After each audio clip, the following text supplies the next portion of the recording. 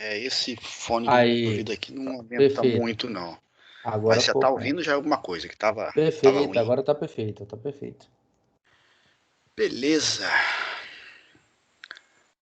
Bom, meu amigo Jorge, pode mandar brasa aí, que eu já tô atrasado.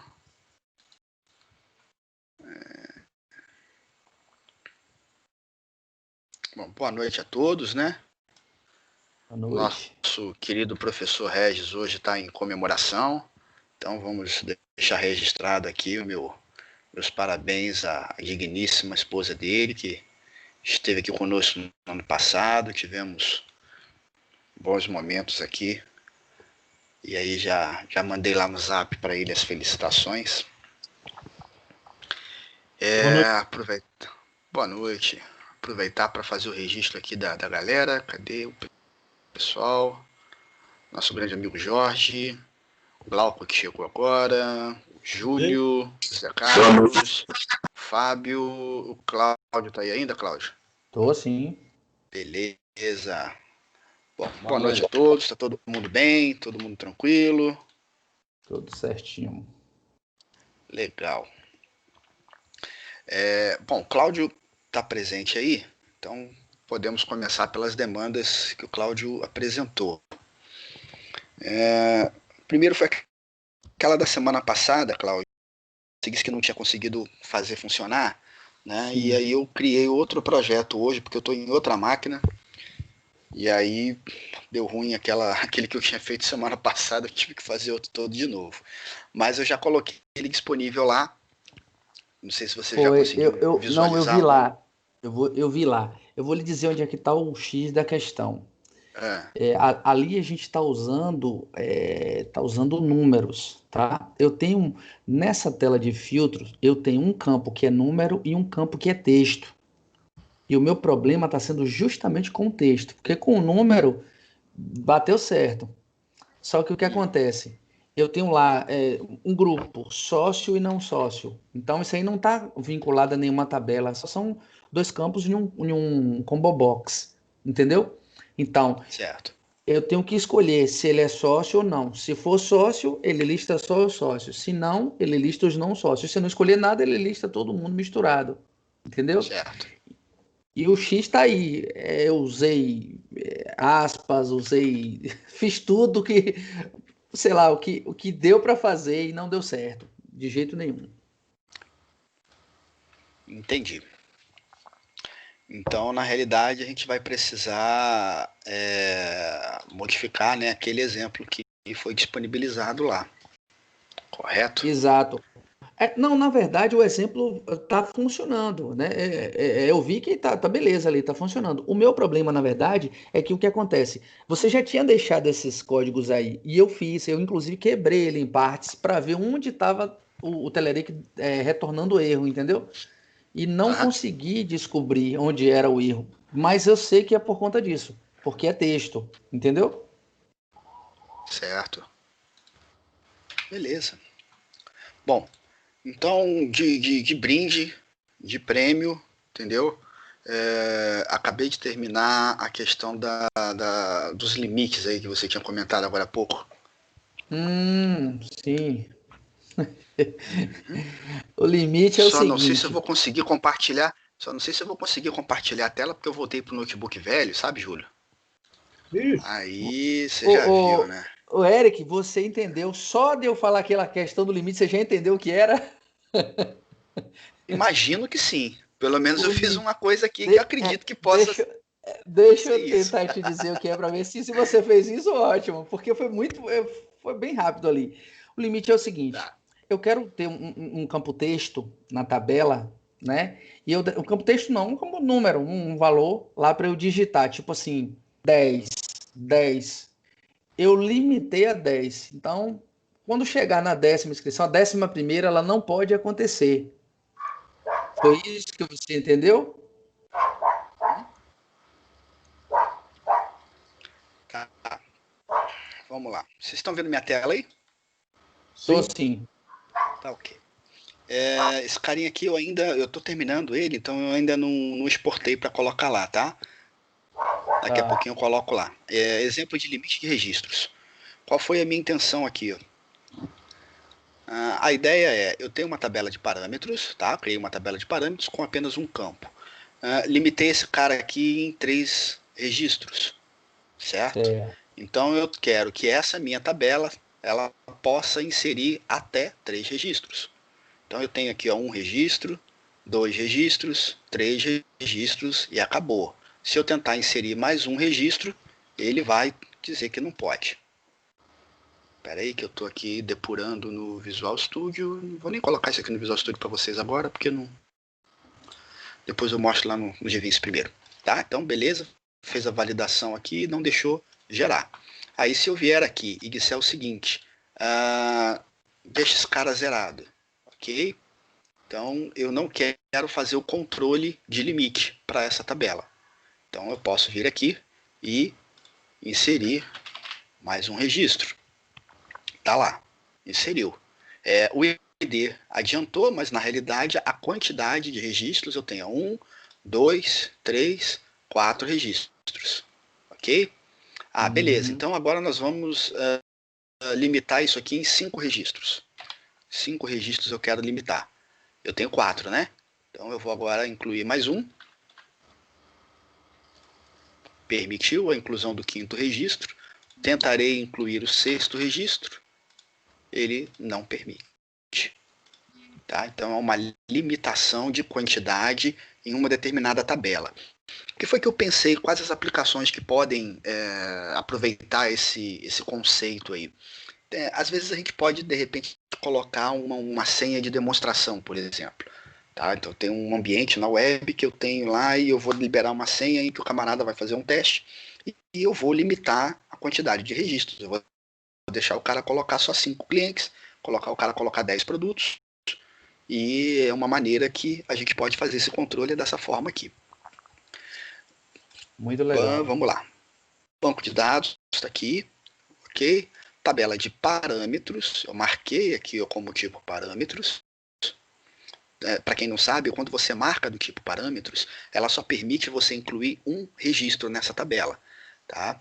E este registro, ou seja, esta tabela, fica disponível com o environment variable e todos os lugares você vai ter acesso a esses campos, né, dessa tabela de parâmetros. Então, eu só tenho um campo, que era só o que eu precisava para esse exemplo, né, tá aqui a quantidade. A minha tabelinha TBA famosa, coloquei um ID, sequencial numérico normal, e um TXT aqui, nada diferente, né? Tudo bem simples, bem normal. Aqui a tela de parâmetros, ok? Simplesmente um campo que foi criado automaticamente. E na tabela de cadastro foi onde eu fiz a validação, ok?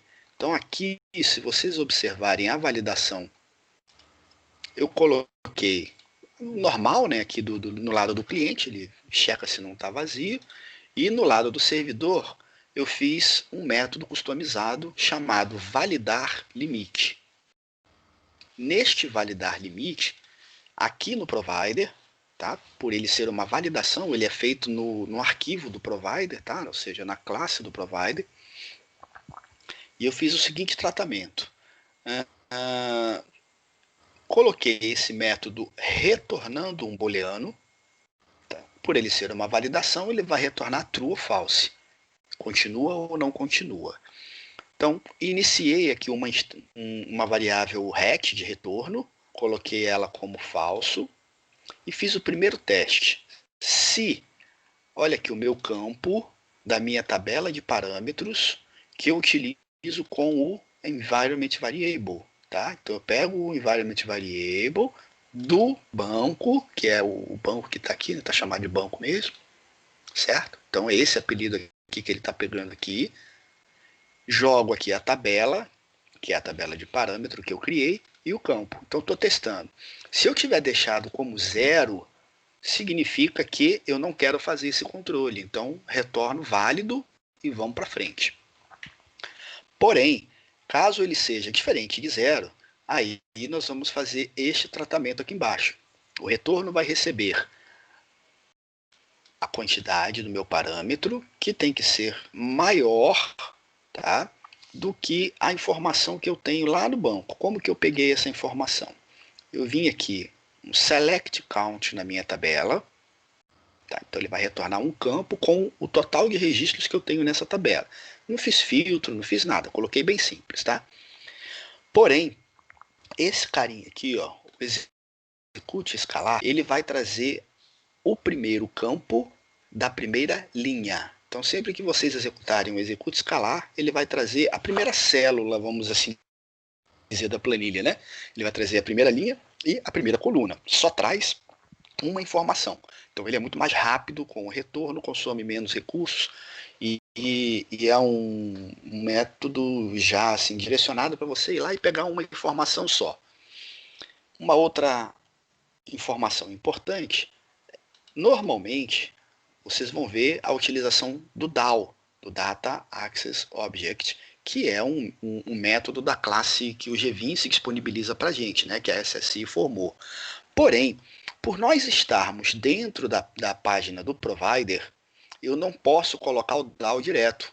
Tá? Então eu estou pegando a classe DAO do Data Provider do Main Provider, ou seja, pega meu provider principal, então pega os dados desse provider e aí sim eu executo o DAO e posso colocar o Run SQL, o execute escalar, execute no query, enfim, os outros métodos todos do DAO eu posso trabalhar aqui. Mas é interessante vocês observarem que para eu pegar o provider, né, da página aqui, eu preciso colocar esse cara dessa forma, tá? Main provider, data provider. E aí eu executo o DAO e vou para frente. Então aqui ele vai trazer o quê? Um objeto que eu transformo para string e depois eu faço um parse, ou seja, uma conversão para o tipo long, que na verdade é o int64.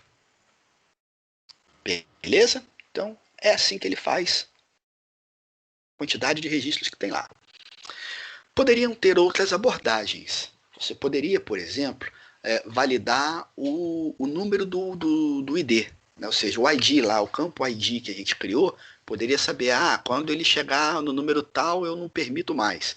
Porém, se você fizer uma exclusão, esse seu conceito vai por água abaixo.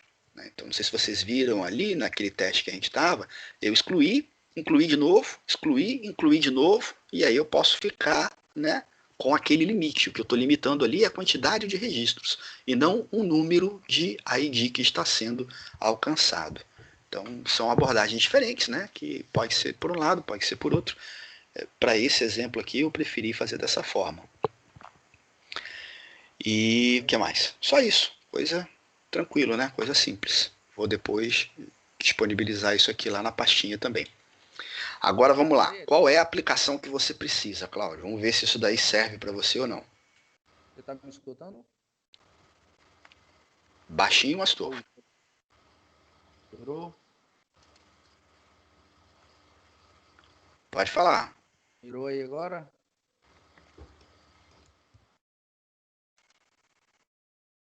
Pode falar. Vocês estão me ouvindo?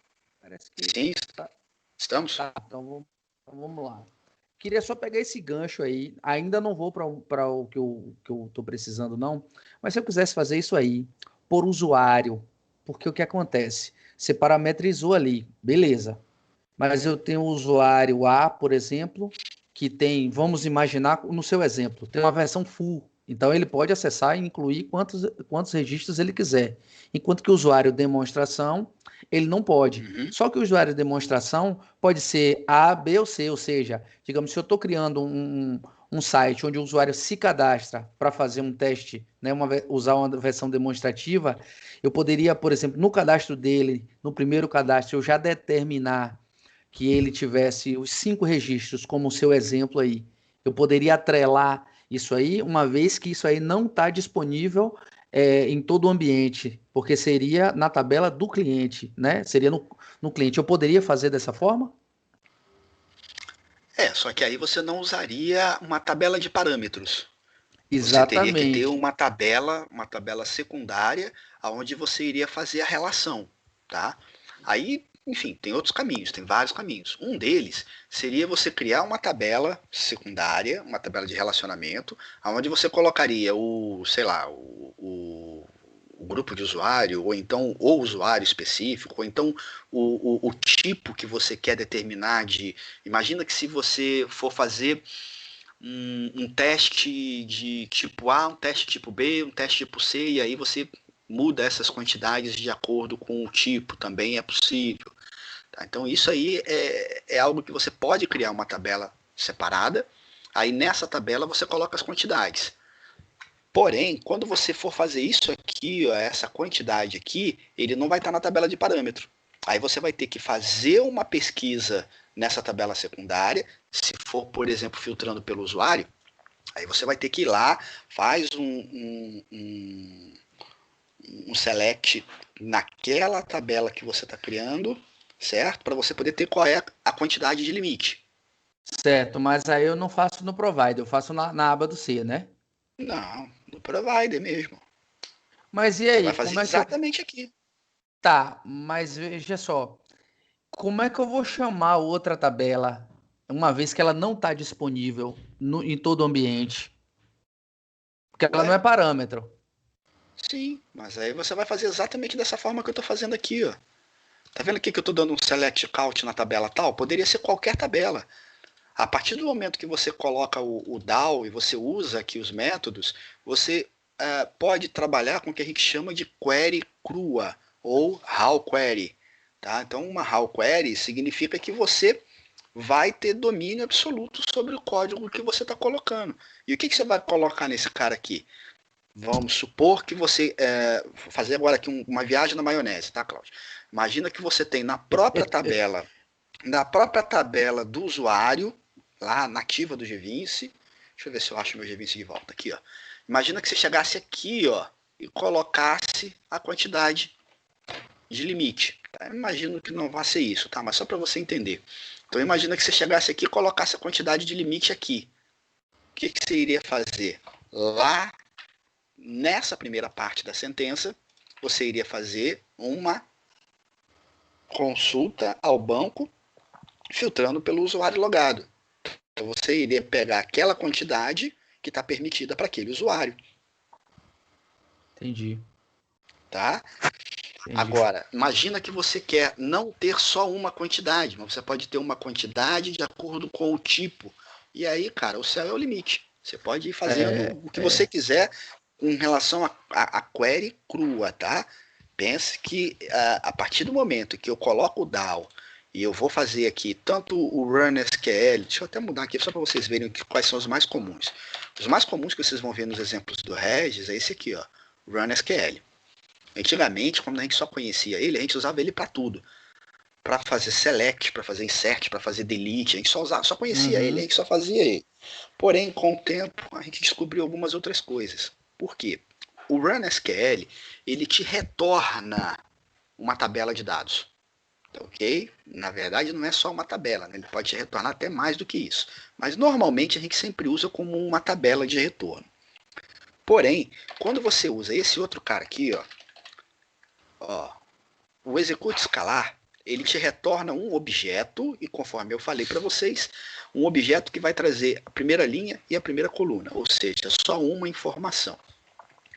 Esse carinha aqui em cima, o execute não query, ele vai te retornar um inteiro.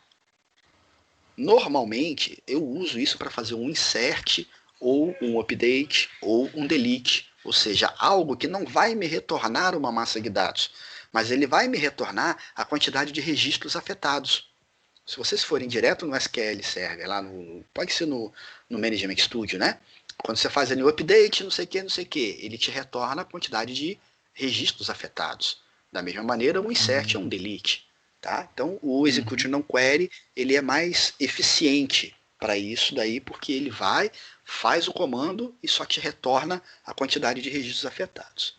Então, isso aqui é o que teoricamente você utilizaria aqui em cima, nessa primeira parte da sentença aqui. Ó.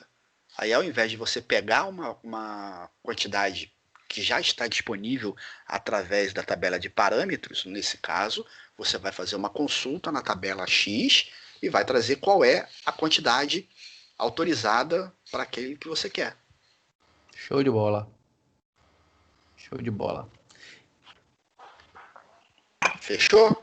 Fechou. Beleza. Vamos lá. Deixa eu só te falar a questão do limite para mim, né? É assim, eu tenho digamos, eu tenho um sistema de controle de eventos, tá? Então eu tenho evento 1, evento 2, 3. E agora com a pandemia, você não pode mais aglomerar pessoas. Então, tudo está sendo limitado. Então, hoje, quando se cria um evento, já vem determinado a quantidade de assentos, digamos assim, para as pessoas. Então, o que é que eu Perfeito. queria? Eu queria limitar, eu chegar lá, digamos, eu estou cadastrando um evento, eu botei um campo lá, um campo numérico, vamos dizer lá, 30 assentos. Aí o que é que eu queria? As pessoas elas vão se inscrever online, mas aquilo está limitado a 30. Quando chegar em 30, não tem mais inscrição. É como se encerrasse ou desse uma mensagem, algo nesse sentido. Então, o que é que seria? Seria uma consulta, ele vai contar a quantidade de registros lá, verificar, mas a limitação vai, tipo, bloquear, ele não tem como fazer a inscrição, entendeu? Não sei como a gente, sei lá, qual seria. Eu não pensei ainda, né, de como O seria, ou ele não fazer, próprio botão não de incluir, você já desativar. pode ocultar. Você já faz uma validação ali da propriedade condicional, e na propriedade condicional você identifica se pode ou não pode. Se, como diz o meu guru, meu mestre, né? Cara, é fácil, é simples. O Danila Dose. Rapaz, mas isso é muito fácil, é muito simples. É muito Mas simples. a ideia é exatamente essa, entendeu, Cláudio? Você pode fazer tanto na validação de um botão mesmo, enfim, antes de você iniciar o evento. Ou então você deixa lá e retorna a mensagem, entendeu? Você retorna a mensagem dizendo, olha, excedeu o limite. Aí, no Tá, caso dessa parte de eventos, você poderia até fazer uma coisa mais bacana, tá? Você pode criar uma lista de espera, pergunta ao cara se ele quer se inscrever na lista de espera. Você já agrega mais uma opção. tá. Mas deixa eu te falar, é assim, ele tem lá, imagine ele tem 5 eventos, tá disponível para ele lá, tá? Ok. Ele tem 5 eventos. Aí o que Você não acontece? tem uma tabela que você não tem uma tabela que você cadastra esses eventos, que é o Sim, cabeçalho, vamos dizer assim, tem, a tem uma tabela pai. tabela, Você vai a ter a tabela tabela com os filho, que vão eventos. ser os participantes daquele evento. Então, na Isso, tabela de evento, você vai colocar o limite. pronto. Isso já está determinado, já tem um limite lá. Agora Beleza? sim, isso já acontece. O X da questão para mim é o seguinte: qual seria a melhor situação para eu, tipo, determinar, né, que realmente aquilo ali aconteceu? Porque imagine, eu tenho 5 eventos acontecendo, só hipoteticamente falando. Então, o que acontece? Esses eventos, ele clica lá e escolhe os eventos que ele quer participar, tá lá no Combo Box, Uhum. certo? Então, no momento que ele vai no Combo Box, aí ele cai na tela do evento, na inscrição dele, ou seja, ele já está cadastrado. O sistema já pega tudo isso, já faz isso tudo de maneira automática. Ele só vai dizer qual é o evento, se ele é sócio, se ele não é, e enfim, e aí manda bala. E o problema É. para mim está sendo que isso já está tudo integrado. Aí Então, você faz isso eu, direto na query. Você faz direto na query do Combo Box. Você faz uma view, tá? Onde nessa view você já vai fazer a validação e só vai exibir. Ou seja, só vai deixar ele escolher na Combo Box aqueles que tiverem vaga. Que não tiver vaga, ele nem aparece. tá. Você não tem um Aí Combo eu Box? Esse Combo Box tenho, você não está pegando lá da tabela de eventos? sim. Então, provavelmente você vai ter data, se o evento está ativo, se não está ativo, enfim. Você vai ter algo para poder dizer quais são os que estão disponíveis. Além Isso. disso, tá? O que eu recomendo é que você crie uma view e lá na view você já faz esse filtro de quantidade. Tá, Aí é mas uma observe. view que não Mas dá para fazer observe. nativa no GVince, tá? Uma view um pouquinho mais complexa, mas ali na view você já deixa disponível só o que tem vaga, vamos assim dizer, né? É isso, mas veja só, se eu tenho um evento, limitei a 5 vagas, né? 5 vagas. Como é que eu vou chegar lá na view e dizer a ele comparar, né? Ele vai somar, ele vai contar e depois ir lá no meu campo para verificar a quantidade, porque a view ela é sem valor, né? Ela é sem valor, porque eu tenho um evento que tem 5, mas tem um evento que tem 10, não é isso? Sim, Cláudio. Mas você não tem como base a tabela do evento? Sim. Não é ali que você está, digamos assim, não é ali que você está tomando como base hoje para você poder preencher essa combo box? A Combo Box ela é preenchida pelos eventos. Em cada evento eu tenho uma Então, opção lá se ele é um evento ativo ou não. E aí ele mostra no Combo ok, Box o que está ativo. beleza. Só que aí você está fazendo direto na tabela, tá? Certo, Aí o direto na que eu te tabela. recomendo? Você vai fazer uma view. E a view, ela vai se basear nessa tabela, porém ela vai fazer um filtro. No filtro, ele vai fazer a quantidade através de um inner join.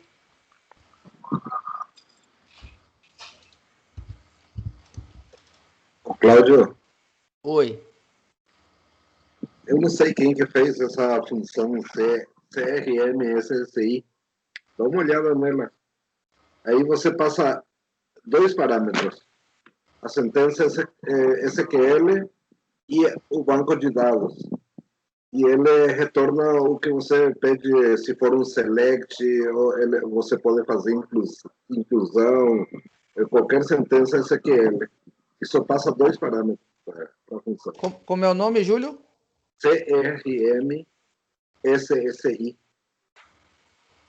Eu não sei quem fez essa função, mas Isso foi feito junto com um template, ou seja, um com projeto a que vem financeira, né? disponível com o GVins. Não, é o projeto do CRM. É o Lá, CRM. quando você inicia o GVins, você tem vários templates. Dentre eles, tem um projeto de CRM. Se não me falha a memória, foi feito pelo Alan. Foi Tá? o Alan mesmo. Eu já sei qual Então, é o na projeto. época Foi que ele eles mesmo. criaram Cara, vários eu templates novos, uso né? ele Aí para ele deve ter tudo. criado isso aí.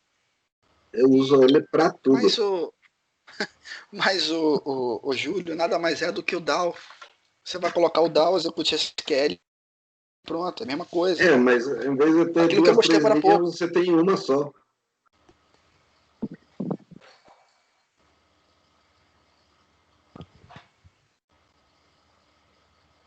Você não precisa pôr nem o ponto execute para ele executar. É só passar dois parâmetros e pronto, recebe uma variável, Bom, o resultado. beleza. Tranquilo. Sem problemas. Só que isso aí não vai resolver o que ele está precisando, tá, Júlio? Tá, então eu faço.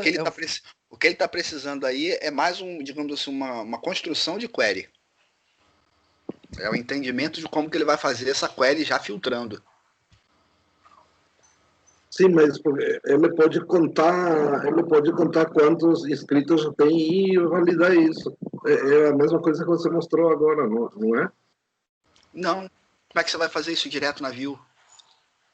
Para poder preencher o combo box. Só mostra no combo box aquilo que tem vaga. O que não tem vaga, ele nem mostra no combo box. Essa é a minha sugestão. Existem Sim, outras formas de fazer, né? Existem várias formas, aí, essa é uma delas. aí dá para fazer no filtro da Combo Box a função com o CRM SSI. Isso, exatamente. A ideia é essa, é você fazer um filtro ali, naquele filtro você já ter a validação das quantidades e a partir daí você só exibe na Combo Box se tiver vaga disponível. Se não tiver vaga disponível, acabou. Aí tem várias formas de fazer, Gil. Entendeu, Cláudio? Ou não? Acho que foi olhar essa função SSI. Tá caçando a função. Tá caçando aonde que tem esse método aí, né? Pois é. Bom, eu acabei de exportar a solução, já coloquei disponível lá na pasta do Google Drive, tá? Então, quem quiser usar esse exemplo que eu acabei de fazer e demonstrar aí, tá funcionando. O exemplo da semana passada do relatório, eu também já disponibilizei, tá? Estava com erro na semana passada, não sei se todo mundo lembra, que o relatório Tenerife estava dando um bug lá e tinha que refazer. Eu acabei tendo que refazer tudo mesmo, né? Então já está refeito e já está disponível lá. Meu microfone estava fechado aqui, eu nem percebi. Eric, me diga uma coisa, a gente pode pegar esse exemplo aí e inserir o contexto, esse que você fez?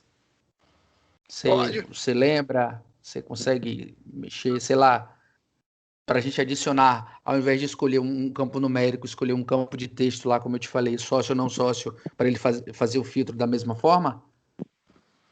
Pode. Pode ser feito, sim.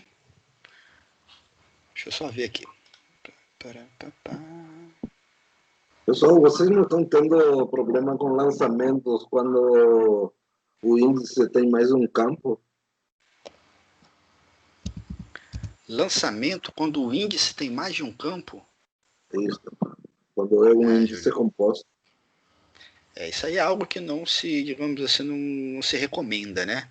Apesar de ser permitido, é algo que com a adoção do SQL Server a gente acabou abolindo para poder usar o campo identity, né, do próprio SQL, o controle dele é mais adequado.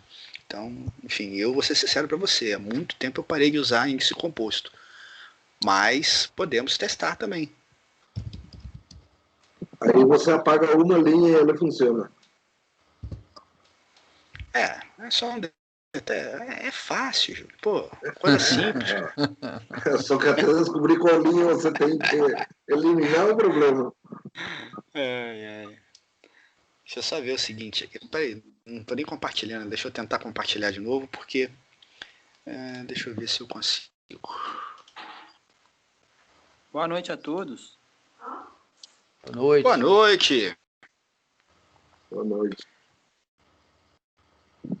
Rapaz, eu acabei esquecendo. O Red vai me puxar a orelha depois. Tem que ver aí a galera que chegou depois, né? Fábio, acho que eu já falei. Fábio, né? Boa noite. Leonardo, rapaz, olha aí, Leonardo. Leonardo tá trabalhando comigo, tá, pessoal? Leonardo Freitas está trabalhando comigo lá no grupo de hospitais. O Antônio, boa noite, Antônio. Lorival, boa noite, Lorival. Boa noite. Meu amigo Gilberto Rocha, Mineirinho. Zé Carlos, boa noite aí a todos. Bom, tá todo mundo vendo minha tela do G20 aí? Deixa eu ver se eu consigo entender o que o Cláudio está querendo dizer nesse trem aqui. Tá vendo? Eu vou usar Gilberto esse mesmo exemplo Gilberto, seu aí. Gilberto chegou, já estou até falando trem. Fácil, rapaz. Já tá com sotaque mineiro. Eric, esse mesmo exemplo seu aí, tá? Vamos imaginar que você tivesse uma outra combo, vamos adicionar uma combo aí e botar 2 textos. E a gente filtrar também. Pode ser sim ou não, isso, pode ser. Porque o que acontece? Esses campos, esses textos, não vêm de nenhuma tabela. É uma combo com 2 palavras, né? No meu caso aqui, sócio e não sócio. No caso. Isso. Como você aí. Então aí você vai botar esse sim ou não. E aí o que acontece? Você vai filtrar, obviamente, o campo sim, ele tem que ter na sua tabela lá na TBA, né? Tem que ter o sim ou não, né? Digamos assim. Tem que ter um campo lá, correto, opção, aí sim ou não, para que a gente possa filtrar o que é sim, o que é não, ou nada. Entendeu? Se ele não escolher nenhuma coisa nem outra, ele mostrar os 2. Certo. Entendi. Então, vamos fazer o seguinte. Vamos fazer um pouquinho diferente. Aqui eu já tenho o TXT, correto? Já tem um campo texto. Tá? Isso. Então, ó, isso. Aqui nós vamos fazer o seguinte. Ao invés de passar o ID, eu vou passar o texto. Vamos passar. Pronto. Perfeito. Ok? Então, vamos ver onde é que a gente vai fazer esse trem aqui. O combo box, dados, saved, ao invés de ser o ID, eu vou salvar o texto. Tá? Já fiz essa mudança aqui. Então, agora o combo box está retornando para mim o texto. Porém, lá no parâmetro tem que ser texto também, o parâmetro do relatório. No relatório vai mudar. Então, no relatório a gente vai ter que trabalhar com um texto ao invés de numérico. vai ficar uma bosta, mas tudo bem. Caractere, isso. E aí aqui a gente vai ter que mudar a lógica do nosso filtro. Porque na lógica do nosso filtro, foi a gente está isso colocando igual a zero. Isso aí que eu bati cabeça. Colocando igual a zero, né? Exatamente. Eu botei aspas simples, botei dupla, botei...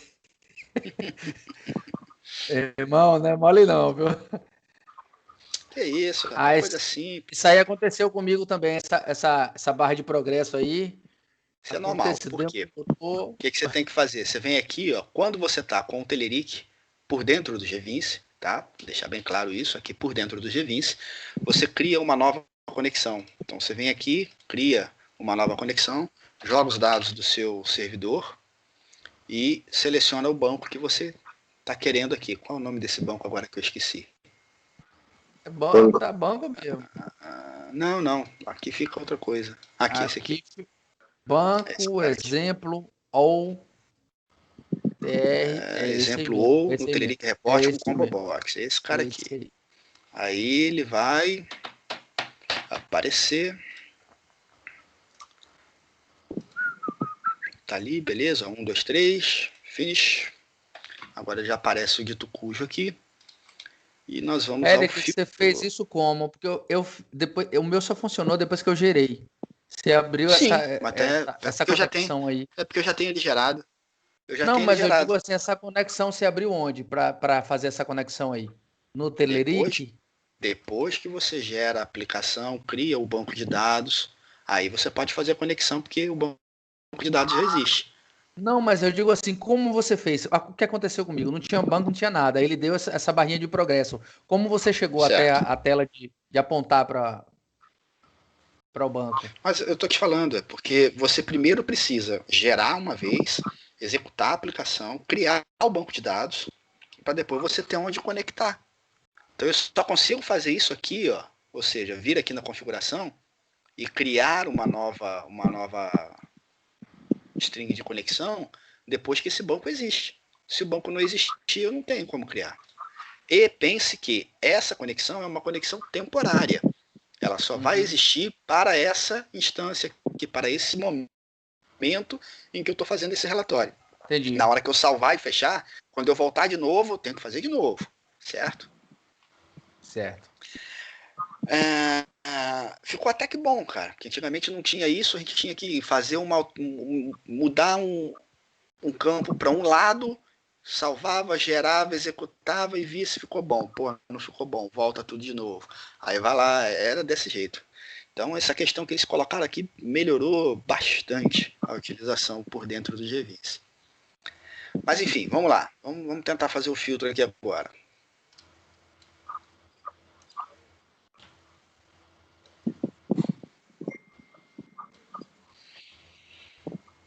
Aqui, ó, eu estou dizendo que se ele for nulo, eu vou colocar para 0, ok? Então, nesse caso, se ele for nulo, nós vamos colocar com aspas. E se ele for igual a aspas, ou se ele receber o valor, aí aqui não vai ser o ID, né? Vai ser o ATXT. Exatamente, tem que trocar. ATXT. Beleza? Aparentemente é isso, né?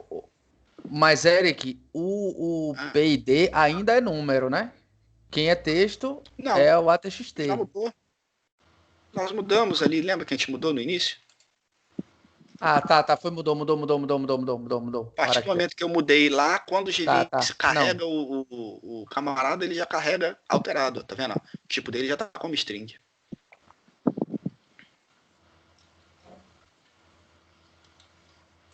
Bom, vamos ver aqui o seguinte, qual é o que eu tenho informado aqui? Teoricamente, nada, né? Então, vejamos. Ok. Não aceita, não permite.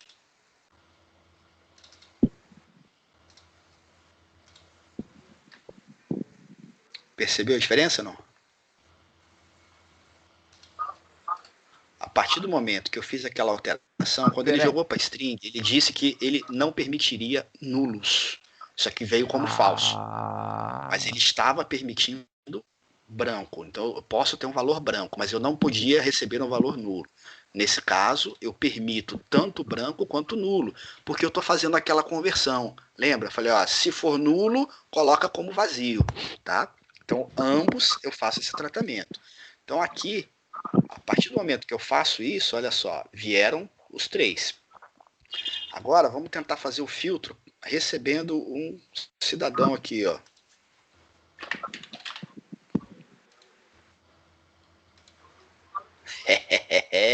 Rapaz, eu vou dizer, quem sabe, sabe. Rapaz, já diz o meu guru, é fácil, cara. Só que tem o seguinte, Então, isso na verdade, não significa que vai funcionar lá na aplicação final, tá? Porque a gente viu isso funcionando, o conceito aqui dentro, mas o ideal é gerar até o final lá para ver se vai dar certo. Mas a ideia é essa, viu, Cláudio? Acredito que o que devo ter pegado lá para você foi essa parte aqui, ó, do nulo. foi exatamente isso aí, não tenha dúvida. Beleza? Sim? Como que você fez um ícone aí para chamar o Telerik por fora? Não. Isso aqui já é coisa do Next, cara.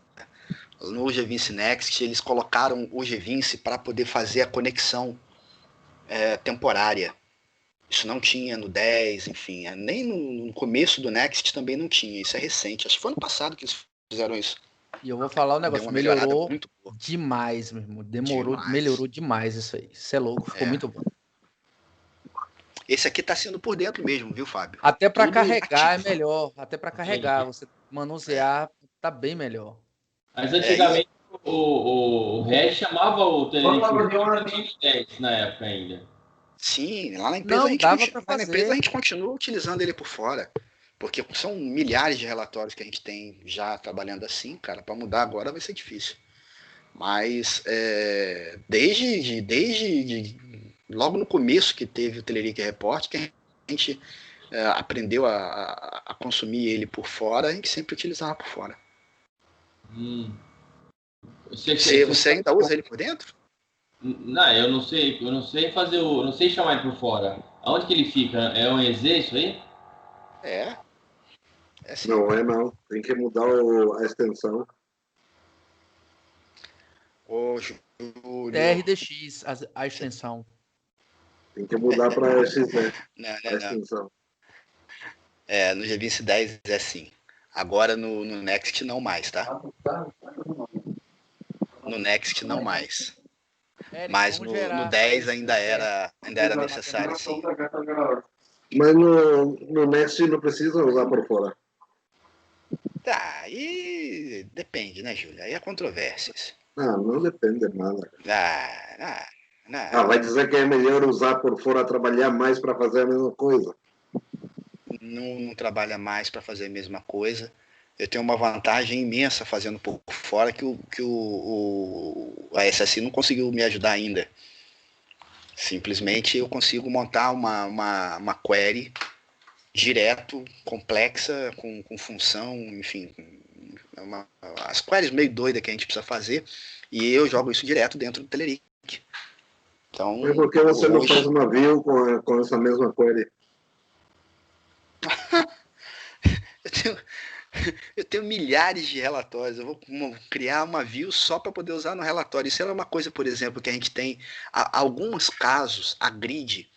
Deixa eu até te mostrar aqui, Júlio. Uma parada que eu tenho feito lá, que em alguns casos funciona e em outros não. Eu não me lembro agora, sinceramente, como vai mudando. Eu não sei te dizer quando que funciona e quando que não funciona. Mas agora também eu estou tentando ver aqui. O relatório está aberto. Peraí.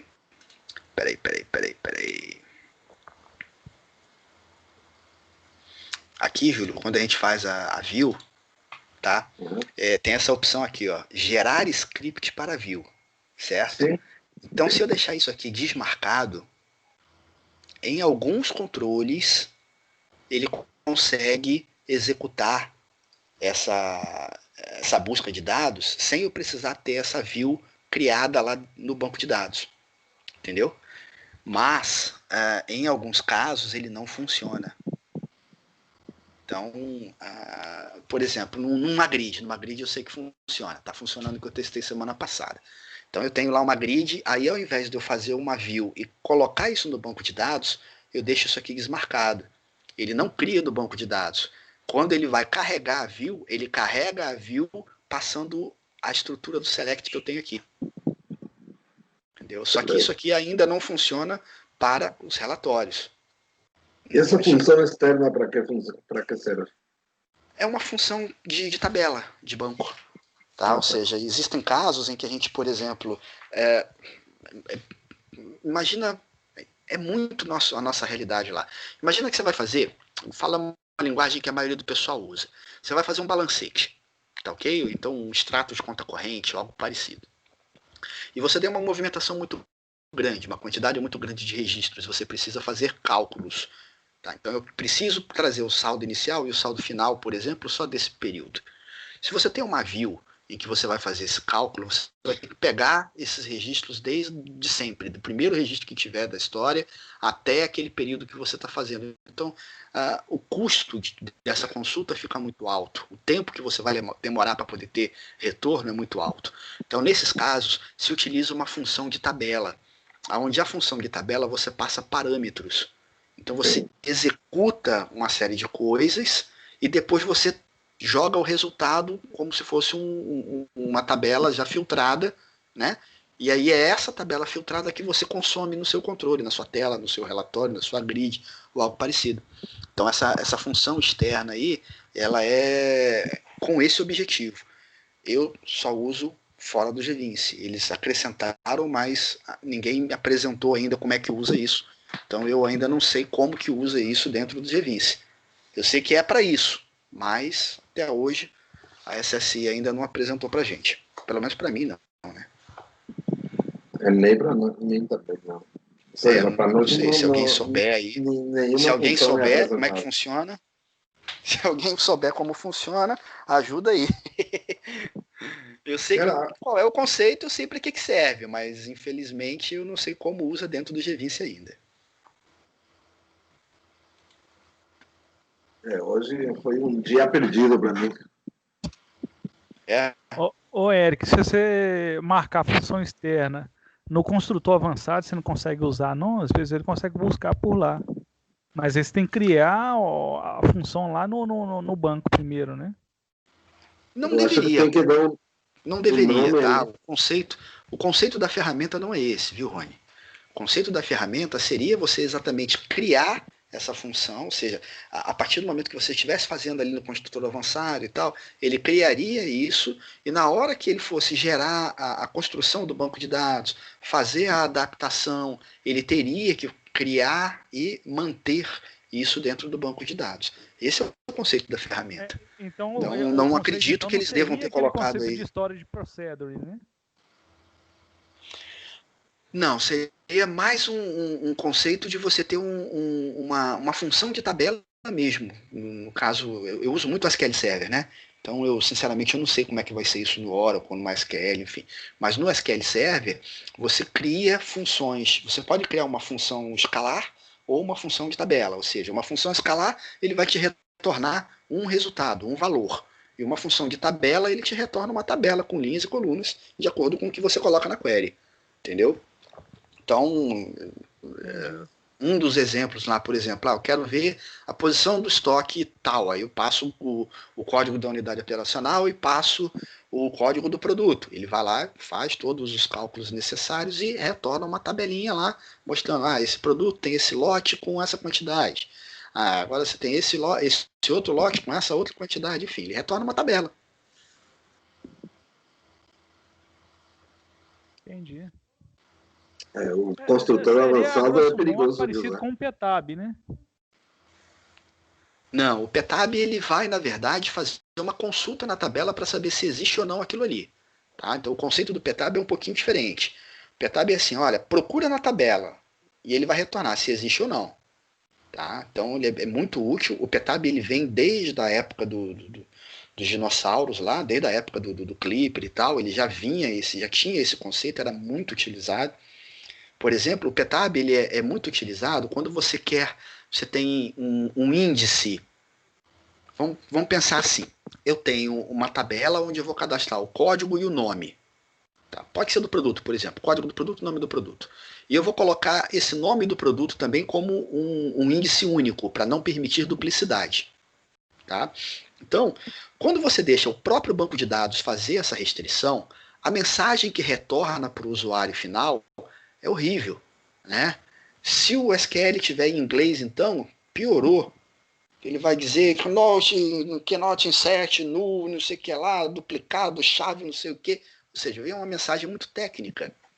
Então, normalmente, você usa o PTAB para, antes de você gravar, fazer a validação. Existe esse nome já cadastrado? Então, procura na tabela X o campo Y e ele vai te dizer se existe ou não. Se já existir, você retorna uma mensagem mais bonitinha para o usuário. Então, o PTAB tem várias coisas. Você pode usar o PTAB, por exemplo, na hora de fazer um processo pré-definido, para saber se já existe o registro na tabela de destino. Também é uma boa utilização do PTAB. Né? O lançamento. Então, são muito utilizados, mas sempre assim com esse conceito. Ô, Eric. Procura na tabela e ele retorna se existe ou não. Diga, Júlio. Eric, voltando já que falou em lançamento e processos pré-definidos. Então, eu quero voltar ao índice composto. Supondo que você tem uma tabela pai e filho. O filho, como seria o índice? Normalmente, Júlio, normalmente eu faço assim. Eu coloco como índice único, tanto o pai quanto o filho tem o seu ID. Tá? E aí eu coloco na tabela filho o ID da tabela pai. Então eu sei que aqueles registros estão atrelados àquele camarada lá. E aí cria-se o relacionamento, tá? Ou seja, a chave vai fazer através desse campo pai. Sim. Quando você tem uma chave dessas, ele dá problema no lançamento. Mas eu acho que é só na versão em espanhol. Porque tem outro cara aqui que usa o Javinci e eu somos os únicos que temos esse problema. É pessoal, aí... então, o negócio.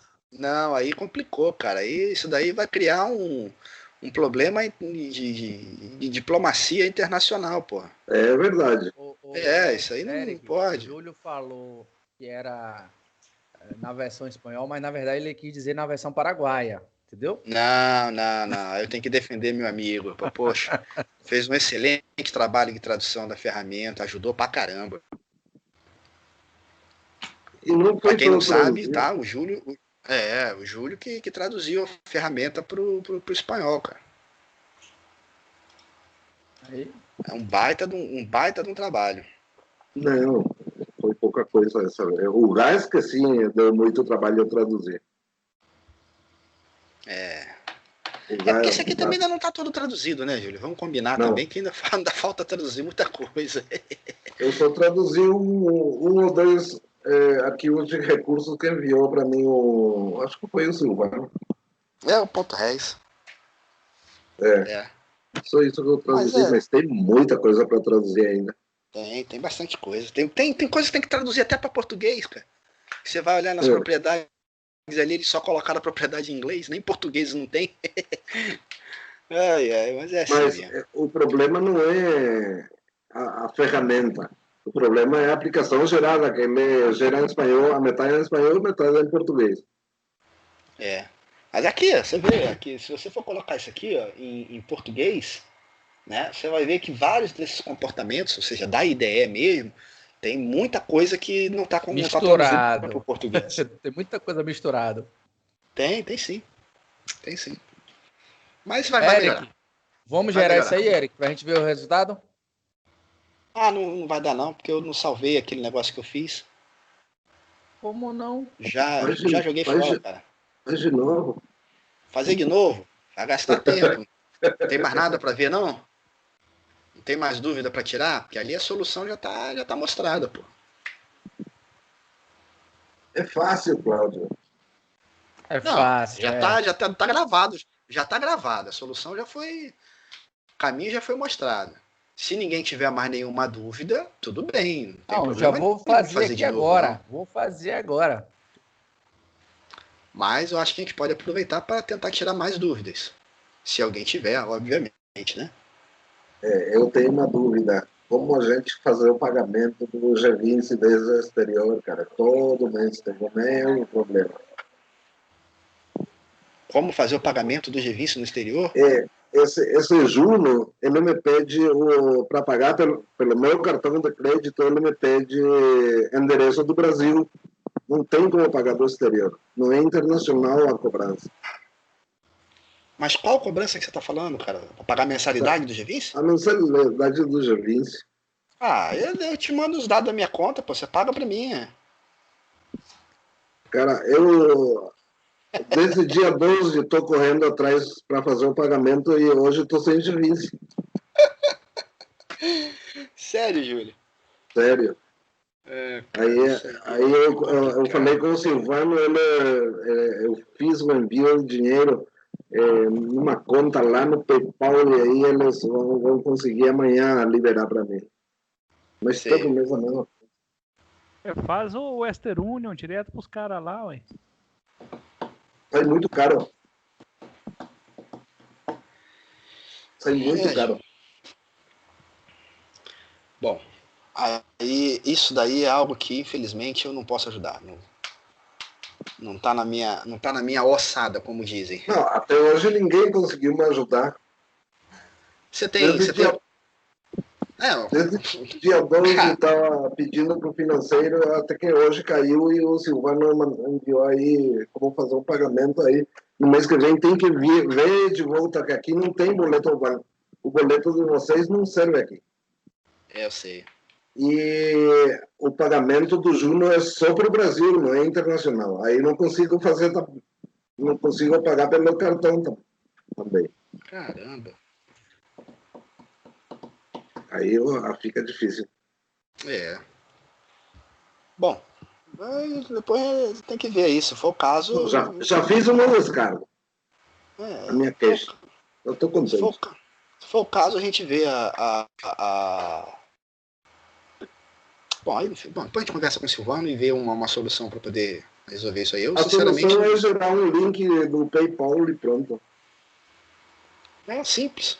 Coisa fácil. Sim. Desde dia 12 eu estou pedindo o link e não vi aí até hoje. Fácil. Ele pode vender licença até via Mercado Livre.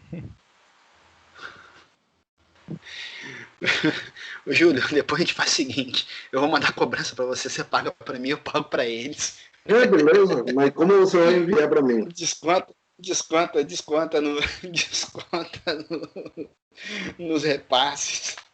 Não, eu tô quase fechando os negócios que eu tenho com o Brasil. Eu não consigo pagar pro nosso amigo Marco a hospedagem, porque também tem o Juno e só aceita pagamento do Brasil, não do exterior. Isso aí. Aí é questão dos fornecedores, né? Ou seja, são os caras que tem que cobrar e receber, foge aqui do uso da ferramenta, Júlio. Esse aí a gente não pode te ajudar ainda não. Eu sei. Vamos lá, próximo. Hoje tá tranquilo, hoje ninguém tem dúvida, ninguém quer falar nada. Existe alguma função fácil aí para ler código de barra? Para ler código de barras? Isso. Qual o código de barra? Aquele normal é a N13? É normal. É a N13? Sim. A N13, qualquer leitor de código de barra, dentro de um campo do text box, ele faz a leitura. Só não é prático, né, cara? Não, mas eu falo assim, tipo assim, você usar a câmera do celular para fazer a leitura do código de barra. Aí já é outra história. Aí já aí você teria que fazer tratamento via imagem, né, para poder fazer a leitura. Cara, faz uma app e lê o campo no celular e pronto. Cortou, Júlio, repete aí. Eu tenho um sistema que de um clube, certo? Aí o cara vai para a piscina, por exemplo, e o cartão, o crachá dele tem um código de barra, certo? Eu criei uma app onde ele lê, faz a consulta, se ele estiver como se diz, ao dia no seu pagamento, ele deixa passar, senão ele bloqueia ali na entrada. Eu só fiz uma API para ler o código de barra sem nenhuma função. Direto no campo. Pois é, mas como é que você fez essa API? Eu fiz com o G20. E acho que foi o Regis que tem a função para ler.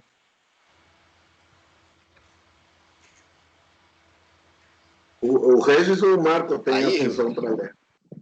Mas aí você usou o quê? Foi o Júlio, file upload e colocou código dentro dele, ou Júlio? Como é que foi que você fez? Não, eu só leio, eu não guardo o código de barra.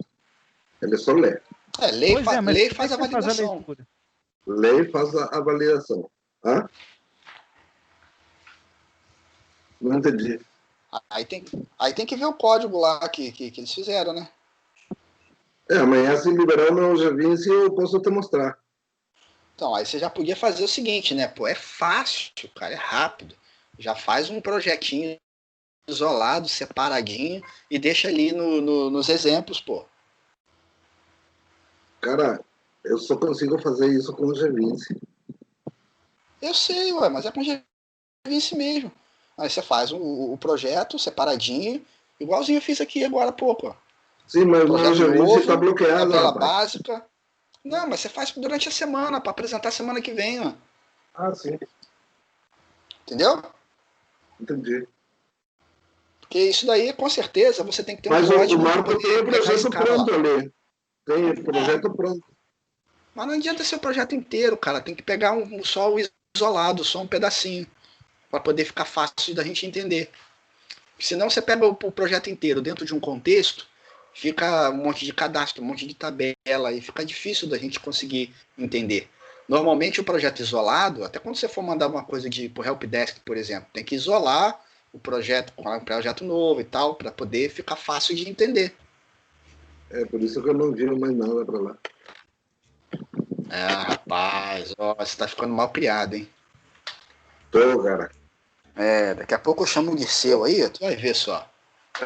Eu já briguei com ele. Não se preocupa. Coitado do meu amigo ligeirinho, rapaz. Poxa vida. Mas vamos lá. Rony, então você pega no pé do Júlio que essa semana aí ele vai fazer um projetinho para poder explicar pra gente, beleza? Beleza. Vou fazer uma pergunta, Érico. Facinho pra vocês aí. Pode falar. De toda hora, um minuto só. Toda hora que eu executo um sistema aqui,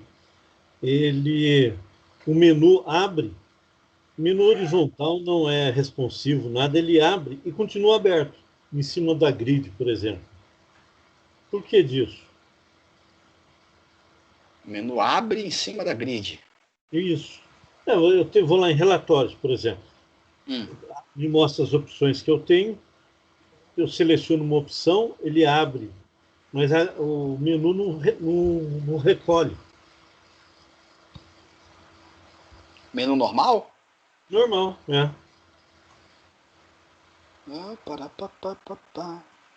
Cara, a gente fez um teste agora há pouco, nem sei com qual aplicação. Deixa eu ver se tem alguma aplicação aqui para fazer esse teste. Esse aqui. Deixa eu ver se dá para fazer com isso aqui. Deixa eu ver se replica o que você está dizendo aí. Ok.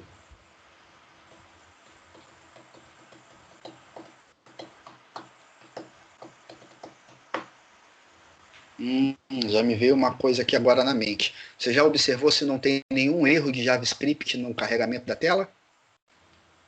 Não. Não, né? Então vamos lá. Deixa eu primeiro ver se vai dar zebra aqui também. E aí eu te mostro ali a possibilidade para você dar uma procurada. Acho que foi semana passada ou semana retrasada. Teve um caso que estava acontecendo também e era exatamente isso. Era erro de JavaScript. E a gente só consegue ver no navegador mesmo.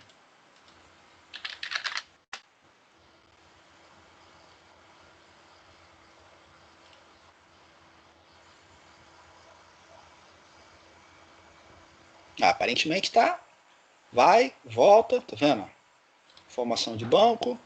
Sumiu? Então, mas quer ver, olha, peraí, deixa eu gerei um outro aqui, deixa eu ficar aí. Quer compartilhar a tela aí? Posso. Glauco, isso acontece no menu horizontal, né? Peraí, não entendi nada. Ih, Júlio. Ninguém entendeu nada, Júlio. Não, então não fui Já só tá eu. chovendo lá? Só acontece no menu horizontal. Oi? Só acontece no menu horizontal. É, menu horizontal, isso. Ele não acontece na vertical. Já aconteceu comigo também. Vamos ver se vai. Estão vendo algum E comigo também. Até eu abri um ticket, mandaram eu botar lá a exclamação importante para ficar por cima e não ficava de jeito nenhum. Cobria tudo e não voltava e... Vocês estão vendo alguma tela minha ou não? Não. Não. Estou vendo o Cláudio aqui só. Ah, peraí, deixa eu ver. Mas eu não estou compartilhando tela, não. Não, estou vendo a foto do Cláudio só. É a tela de... Vou tentar de novo. Bob Hall não apareceu hoje.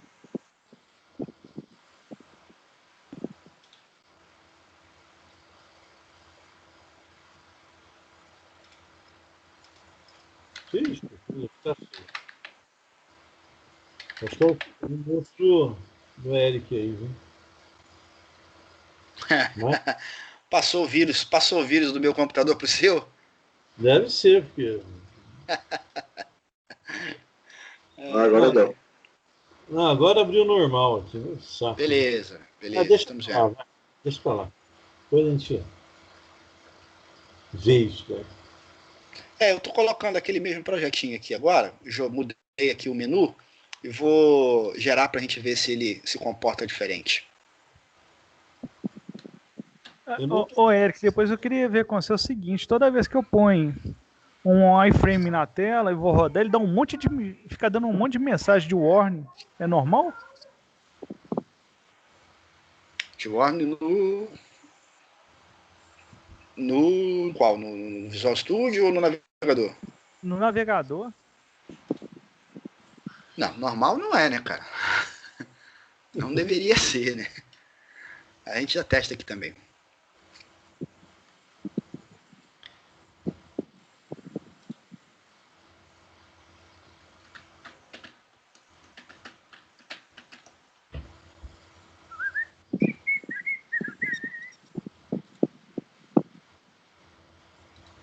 Aí você tá rodando com qual versão? Com a 130? Sim.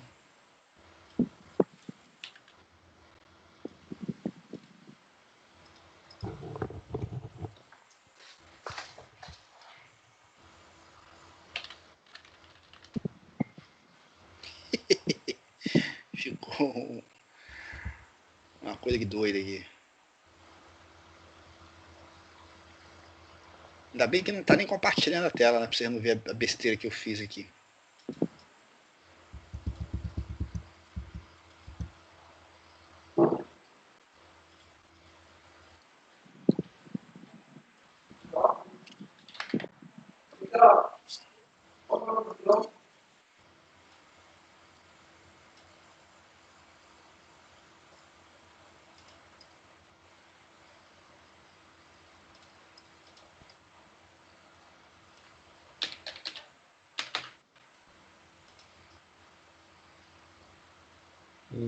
Eita ferro.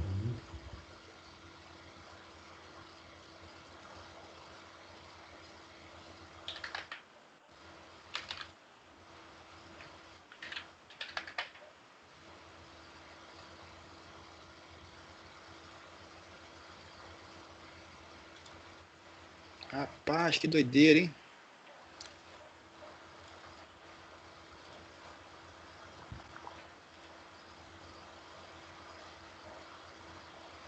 Eric, Oi? funcionou beleza aqui, viu? Funcionou? As duas sentenças juntas.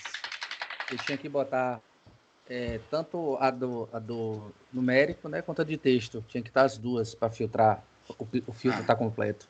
Com as 2 sentenças ficou certinho. Funcionou os 2 casos. Viu? Beleza. Para registrar aí. Muito bom, muito bom. Eu só não estou conseguindo fazer o danado do menu, colocar aqui a altura do formulário. Eric? Oi? Ou outro colega aí. Eu estou precisando fazer um filtro aqui. Na definição do filtro, eu preciso que seja contenha. Por exemplo, eu vou ter um campo, eu quero que naquele campo contenha 2 letras de um determinado número. Por exemplo, o número ET espaço 3. Igual não é porque eu tenho mais coisas depois do número 3. E daí pode ser qualquer coisa. Sim, você tem que usar o like. Mas desculpa, esse código é o quê? É manual? Esse filtro é o quê? Não, eu estou usando aqui dentro do GVINS. Na propriedade filtro. Dentro de um grid. Aí você procura normalmente. Você faz a busca e bota o contém. Ele vai filtrar de acordo com esse parâmetro que você passou aí. Ele vai funcionar. Qual que é o contém? É like? Não. Para mim aparece contém mesmo. Você clica lá em turma, nessa tela que está mostrando para a gente aí. Você vai na turma, você bota o ET3, clica no filtro e bota contém. Ele vai filtrar só ET3. Tudo que tiver ET3. Então, eu abri o filtro... Não, mas contém e não contém, é like no caso. Eu tenho isso. O filtro é like. Coloco like, daí no like. Eu coloco o que eu quero. Só que aí tem um detalhe, tá? O like, você tem aquela situação... Esse like aqui do nativo do GVINS, ele já coloca dos 2 lados Eu não me lembro agora. Coloca. Já coloca dos 2 lados, né? Coloca. Então, eu acho que não, hein? Ô, Eric, mas eu acho... Não, hein? Você tem que colocar vai ter que colocar o percentual antes ou depois, hein? Ele não põe, não. Percentual, não põe, não. Eu pensei que era o apóstrofozinho. Também não põe, não, hein? Não põe apóstrofo nenhum. Isso é outra coisa que eu ia perguntar. Se eu tenho que pôr A, depois... Tem aqui, ó. Like, aí você joga aqui a parada, por exemplo. Se você... Eu tô mostrando muito aqui, vocês estão vendo tudo, né? Não estão vendo nada aqui. Glauco, esse filtro que você quer fazer nessa tela que está mostrando pra gente, ou você quer fazer um filtro específico? Não, vocês estão vendo uma tela minha? Eu tô vendo aí. Essa aqui que eu estou mexendo o mouse? Gestor da pastoral do Crisma. Tá. Mas aquela que você digitou a senha do banco, Glauco, foi essa aí que a gente está vendo. LGPD, hein? Tá aberto. Mas eu não estou vendo o tipo que vocês estão vendo. Vocês estão vendo essa daqui que eu estou com o mouse agora? É isso. Observe. A minha é essa mesmo que a gente está vendo. A minha pergunta é: você quer filtrar nessa tela aí, nesse grid, onde tem aí Crismando com número. Não é aí que você quer filtrar? Onde eu estou com o mouse aqui, eu quero pegar a turma que tenha somente ET3. ET espaço... Tá, mas observe, nessa tela aí, você está sem filtro. Na da sua esquerda está com filtro. Na da direita está sem filtro. Não. Não. É que observe. Na da esquerda... Não, da esquerda. Seguinte. Observe, por isso que eu estava falando, Eric, do contém. Nessa tela que você está aí, Glauco, você não tem escrito ali a turma? Tenho. Pronto, na da esquerda, tá? Na da esquerda. Se você digitar ali no campo turma, digamos, você botou lá, nós temos lá o ET3GA, que está sozinho lá, tá vendo a Beatriz? Se você botar esse filtro aí e botar contém, ele vai filtrar com contém. Aí do ladinho, clique do ladinho, filtro aí, do lado tem um filtrozinho. Pronto, aí você bota contém. Aí ele vai filtrar seguindo essa linha que você botou aí. Isso. Mas o que eu preciso é o seguinte, aqui eu estou mostrando quem já me passou o tamanho da sua camiseta. Aí, tá vendo? Já tá aí, ó. Já filtrou. Pelo menos o da esquerda. É porque o da direita não tem filtro. Não tem. Esse aí. O seu número da camisa tá sem filtro. Isso. Por quê? Eu quero trazer aqui somente quem não me deu esse número da camisa aqui. Então, eu já pus um filtro onde esse campo, número da camiseta, vai estar vazio, zerado, certo? Coloquei um filtro onde um outro campo chamado data da crisma tem que estar zerado também, vazio. E agora eu tenho que colocar um filtro onde só pode me aparecer aqui quem tiver escrito ET espaço 3. MO, porque MO não existe mais, pode ser coisa do ano passado. Pronto. Aí É um a filtro- dica para você é um a filtro dica fixo, que o Eric Cláudio. me deu lá. Ele Como quer é um que é? filtro fixo nessa grid. Então, Ele não poderia, no desenvolvimento, fazer... ele vai ter que colocar, tá, um filtro, like, e aí coloca. Aí, deixa eu fazer o seguinte, deixa eu compartilhar minha tela para explicar para vocês um detalhe. Entendi. É isso aí, entendi, perfeito. Ou então, Eric, ele já poderia fazer a dica que você me deu, uma view já com essa instrução aí, né? Mas aí nesse caso ele pode fazer nativo no GVince, Cláudio, é mais fácil. Não precisa criar view para fazer isso aí não. Ele já está com o grid prontinho, já está com as informações ali, ele só precisa, na verdade, adicionar mais uma condição no filtro. Só isso. Aqui é o seguinte, vocês já estão vendo minha tela? Não. Já. Já? Não. Ó, Glauco, olha para minha tela, Glauco. Olhando. Eu já estou com 2 monitores aqui, eu vou botar um terceiro. Turma, outro, professores. Beleza, achou? Beleza. Tá. Então aqui, ó, você vê o initial filter, tá? Então ali você já tem 2 filtros que você colocou lá. Aí você vai adicionar mais um, certo? Só que aqui, ó, você vai ter que fazer o seguinte. Texto, o campo lá, o texto que você tem. Like, que significa contém, tá? E aí você vai colocar entre aspas, ok? Então, abrir aspas e vou dizer o seguinte, ET3, né? Ou 03, sei lá. E aí você vai colocar percentual e vai fechar. Tá, ok? O percentual que significa isso aqui? Deixa eu te explicar qual é a ideia, tá? O like, ele funciona com um valor igual. Você poderia fazer isso aqui, ó. Se você colocasse like isso aqui, ele iria trazer o que fosse igual ao ET espaço 3. Quando você coloca esse percentual no final, você está dizendo o seguinte, tudo que começa com ET espaço 3 e daqui para frente o percentual ele já vai considerar tudo. Se você quiser que contenha qualquer coisa antes e qualquer coisa depois, não é o seu caso, porque o seu caso começa com isso, né? Mas imaginando que você tivesse esse camarada no meio da frase, por exemplo, no meio da palavra, tá? Então você colocaria assim, dessa forma. Tudo que começa com qualquer coisa e em qualquer parte do campo tenha isso aqui. Aí você colocaria o percentual antes e o percentual depois. Porém, para o que você precisa, isso aqui resolve. Tá? Coloca aí o início que você quer e o percentual dizendo que o final vai pegar todo mundo que tenha esse começo. Entendeu, Glauco? Entendi, já estou gerando aqui já. Vamos ver o que é. Esse cara tá rápido, rapaz. Ó. Não, os professores que são bons, assim. Não dá para perder tempo. Lasque. Beleza. Mais alguma coisa? Enquanto ele gela lá? Eric, aqui é o Antônio. Oi, Antônio. Como é que eu coloco... Tudo bom? Como é que se eu tenho um componente da Telerik, um grid, por exemplo, e eu sei que tem uma função no grid que o GVince não colocou, como é que eu coloco essa função? Como é que eu uso essa função lá dentro do GVince?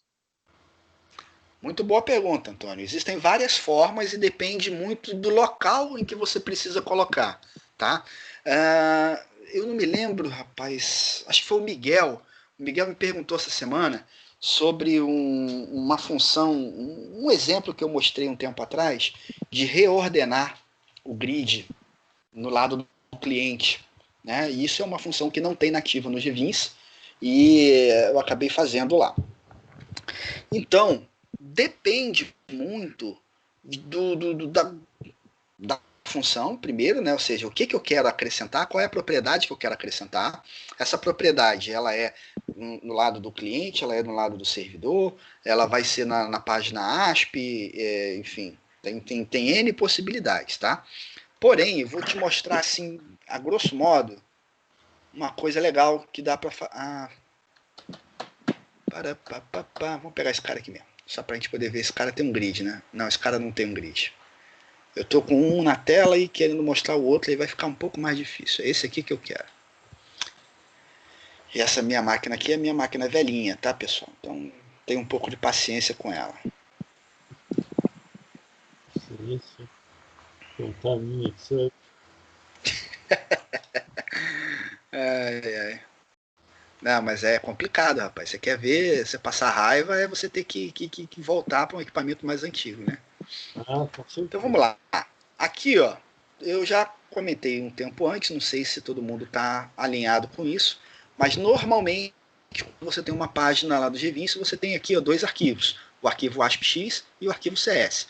O arquivo ASPX é aquilo que vai ser montado no lado do cliente, e o arquivo CS é aquilo que roda no lado do servidor. Então, aqui, ó, no lado do cliente, você vai ver a montagem básica do grid.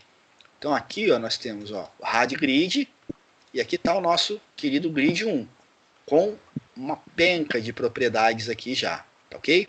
Porém, além de todas essas propriedades que o GVinci já gerou, eu ainda tenho algumas outras que o GVinci ainda não gerou. Basta eu clicar aqui um espaço, tá? Selecionei ali, e aqui ele mostra todas as propriedades que ainda não foram setadas. Tá? Então, tem muita coisa aqui possível de se fazer com o grid. Ok? Então, vamos pegar aqui uma paradinha qualquer aqui. Deixa eu ver se tem uma coisa bacana aqui. Ó.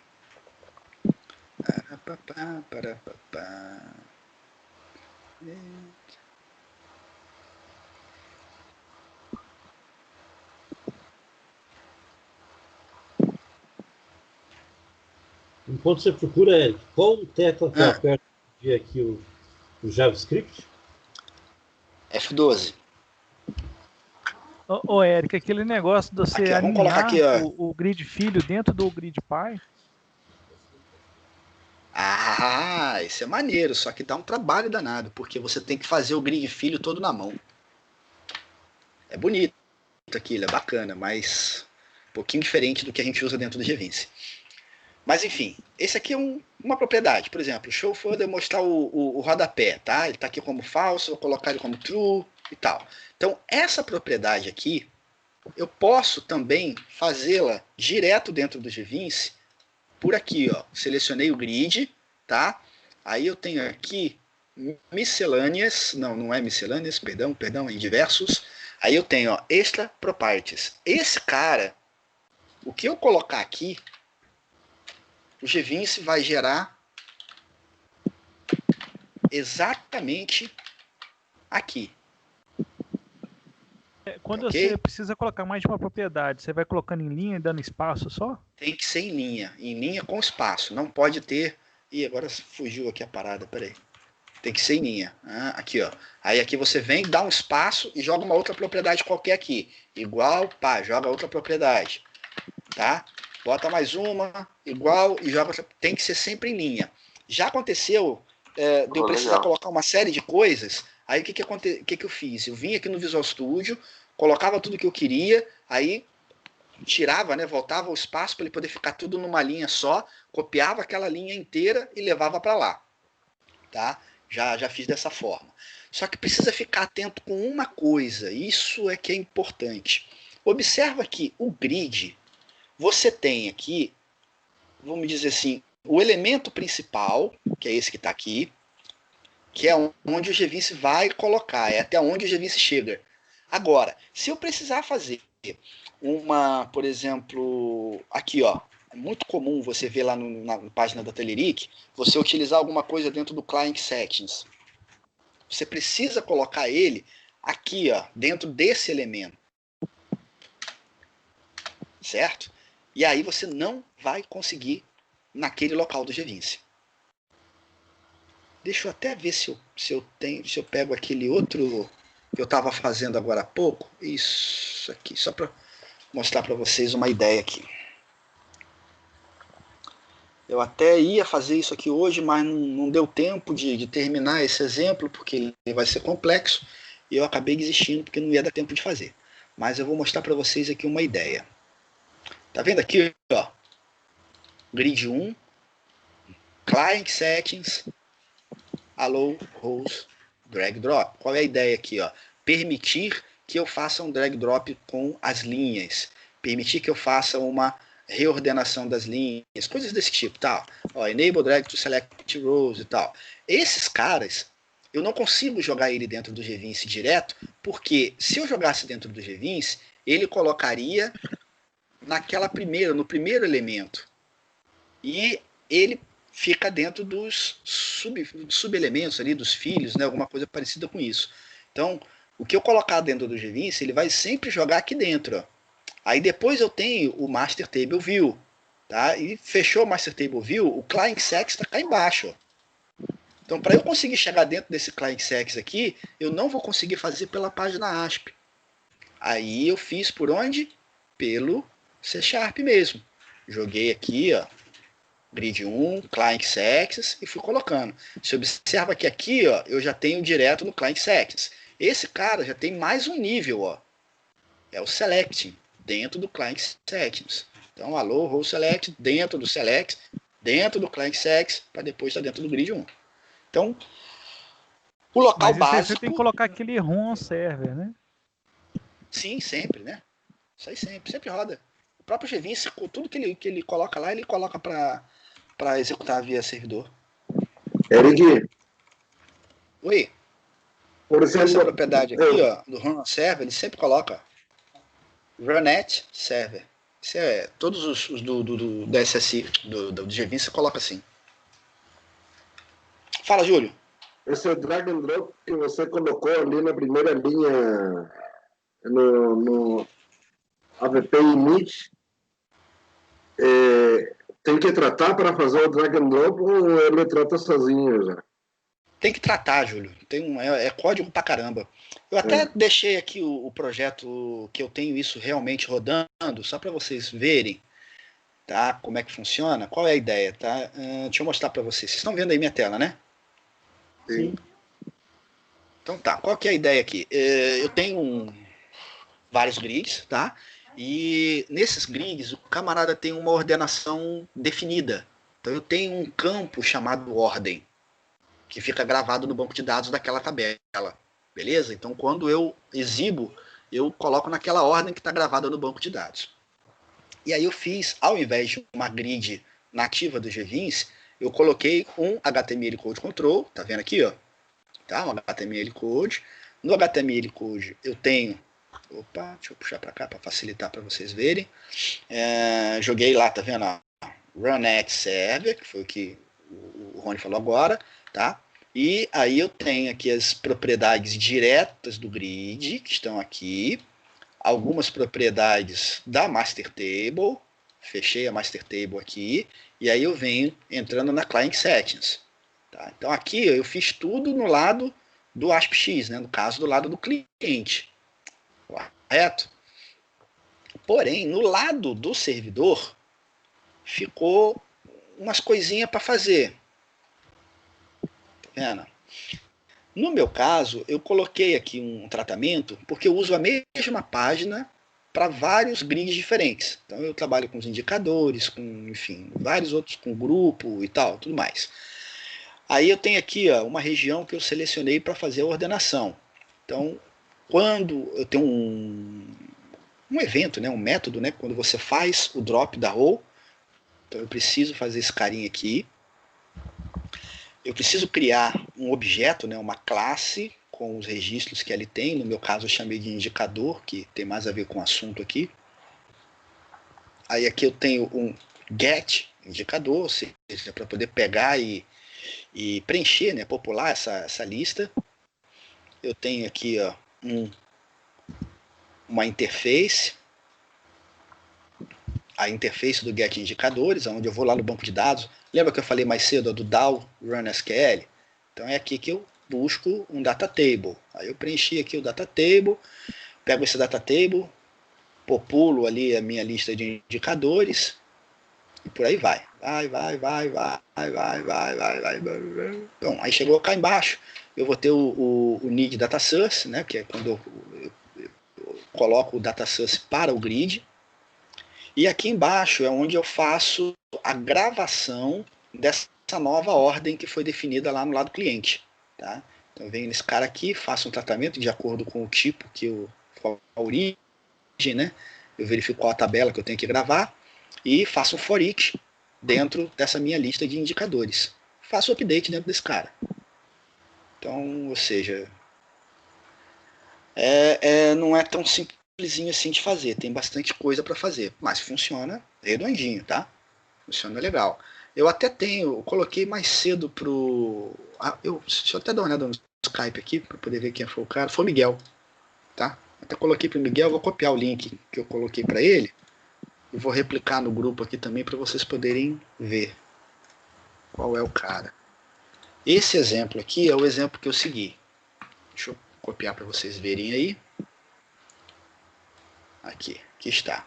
Itens, drag and drop. Ele tem, na realidade, não só a ordenação, mas ele tem uma outra coisa bem legal. Você pode ter 2 grids, você pode fazer isso aqui, ó. Se arrastar de um grid para o outro. Aí você vem, coloca esse cara para cá, aí depois você muda a ordem, esse cara vem para cima, esse fica embaixo, vem para cá, vai para lá. Aqui ele não faz, aqui ele faz. Ó. Entendeu? Então, esse carinha aqui foi o que eu tomei como base para poder ter aquele resultado. E aí você tem sempre no site da Telerik, nas demonstrações da Telerik, você vai ver aqui a informação do exemplo, né, about this demo, e aí você vem aqui a informação que você precisa no ASPX e a informação que você precisa no CS. Tá? Então, foi esse aqui o camarada que eu tomei como base para ter aquele resultado. Só que isso aqui eu concordo que não é tão simples assim de fazer. Ele precisa de uma codificaçãozinha um pouco mais bacana, né? Quem gosta de programar na mão, quem gosta de fazer na unha, esse aí ficou legal. Eric, muito obrigado. Tem alguma propriedade para fazer um sum no final do grid sem ele totalizar por cada tela, só no final? Ou na tela e o valor total também embaixo? Eu acho que eu coloquei um exemplo, o Júlio, recente lá naquela minha pasta, onde eu estava fazendo o tratamento do footer, da parte do rodapé. Deixa eu ver aqui, só um minutinho. Porque quando você faz... Input, footer, não, ali foi... Eu tenho isso, Júlio, nesse meu projeto aqui, tá? Eu faço o tratamento, onde eu verifico o valor total, eu vou lá e substituo. Nesse projeto que eu tenho aqui, eu tenho também uma necessidade diferente, em que eu tenho fórmulas específicas cadastradas no banco. Então, ao invés do camarada ter uma média simples, ele faz uma média baseado com informações que estão no grid. Tá? Então, tem cálculos sendo feitos para poder apresentar no rodapé. Então, eu não tenho aquele rodapé básico feito pelo próprio G20. E aí, deixa eu ver se eu acho essa página, só para poder dar um overview para você. É uma tela assim, ó. Olha o desenhozinho da tela, uma telazinha bem bacaninha, tá vendo? Ó, coisa linda. E aí é o seguinte, deixa eu mostrar um pouquinho de código.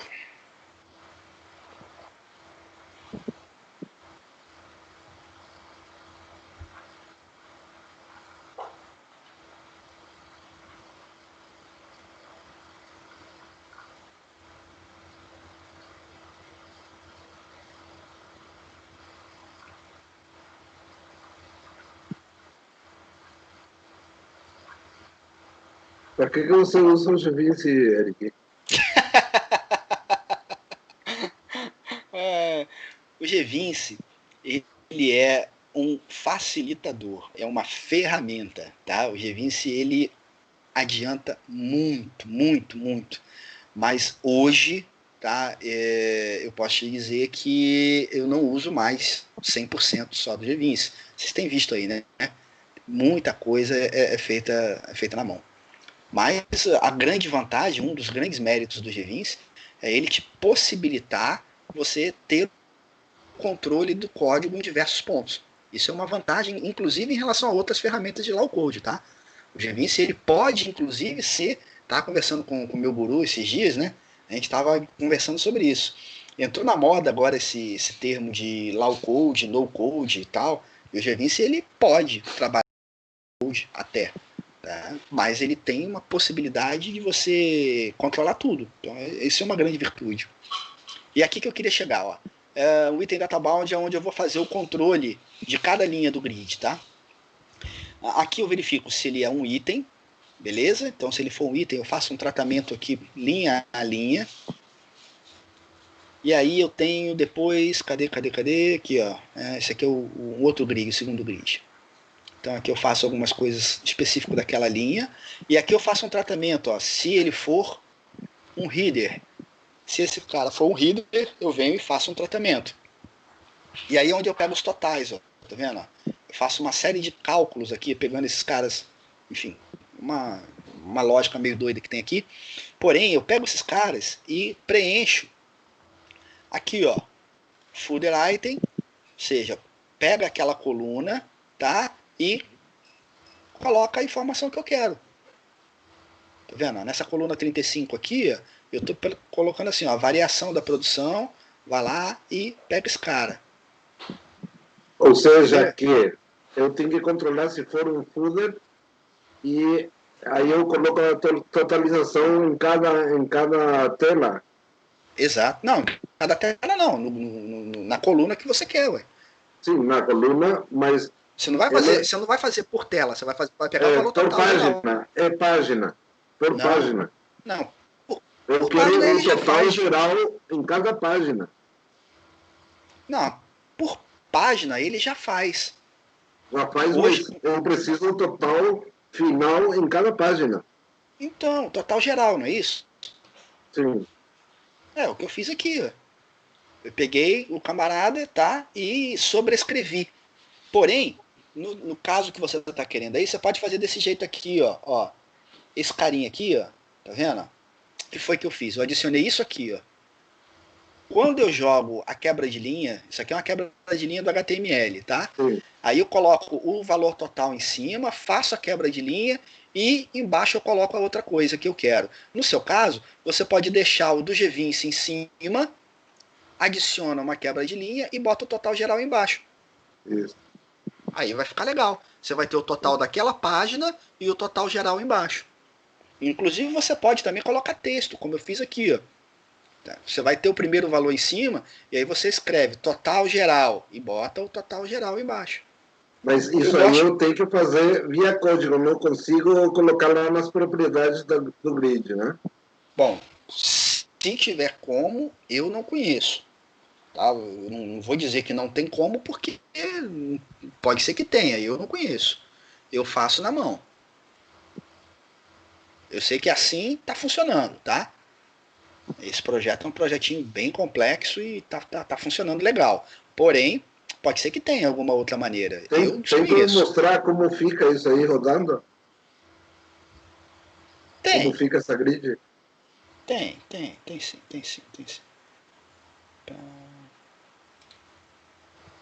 Espera aí que eu vou...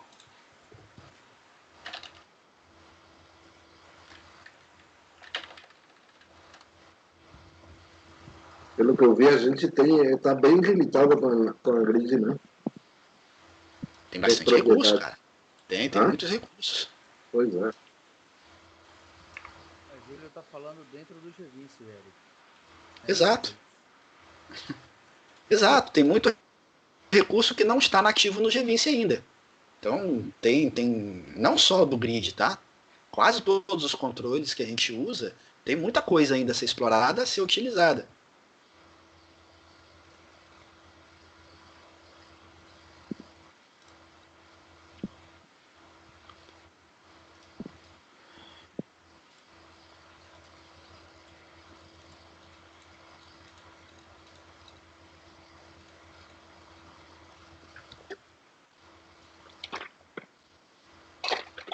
Terminou pereré.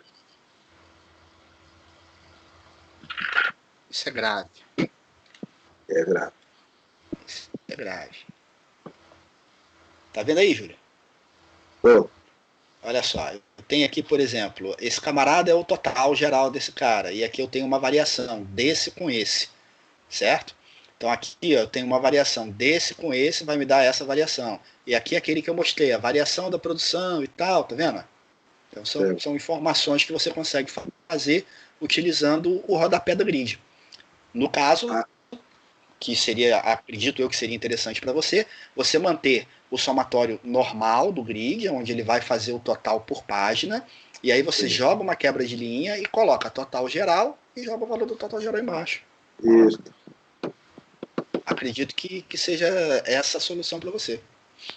Mas essa grid não tem jeito de fazer desse jeito com o G20. Não, é o que eu te falei, eu não conheço. Se tiver, eu não sei como é que é. Eu vou ter que... Aí eu acho que só Bob Roll. Pro Bob Roll tudo é fácil também. Eu não consigo entender muito porque ele fala muito rápido. Aí quando meu cérebro vai traduzindo, ele já foi longe. É, tá certo. Bom, mostrei essa parte aqui que estava faltando. Uma O que mais pergunta. está faltando agora? Pergunte. Muitas vezes eu vou gerar aqui os arquivos para publicação e ele dá um erro e não gera aquela pasta de publicação. Aí eu, para publicar, o que eu faço? Eu vou lá na pasta de projeto e jogo tudo que está lá dentro para o servidor. E funciona normal. Errado. Eu imagino que seja errado. Mas eu identifico quando dá esse tipo de erro assim. Bom, deixa eu te explicar o conceito da ferramenta para você poder tentar ver qual vai ser a melhor maneira de você trabalhar. Certo? Cada um tem a sua preferência. Quando a gente trabalha com a ideia de low code, quase no code, o G20 ele tem essa possibilidade de quando se você estiver, por exemplo, utilizando a publicação da própria SSI, tá, configurado no projeto direitinho, você com um clique, você bota a sua aplicação no ar. Já está disponível para o mundo. Desde que ela esteja configurada corretamente, apontado para a publicação da própria SSI. Ela vai fazer essa publicação através de FTP e por aí vai. Tá ok? Quando você gera essa publicação sem aquilo estar configurado, que é o meu caso aqui, tá? Se você for olhar no projeto, esse projeto não tem as informações de publicação, não está nada apontado lá, ele vai gerar aonde? Dentro da pasta. Então ele vai vir aqui, ó, pasta Published, e vai gerar o camaradinho ali, correto? E, aliás, eu estou até dentro do outro projeto. Ups, deixa eu sair daqui. Então aqui, por exemplo, beleza, ele vai lá, quando eu clicar em gerar, ele vai gerar aqui, vai gerar uma pastinha chamada Publish, e esse arquivo que ele gerar dentro da Publish é o que eu posso pegar e publicar, tá?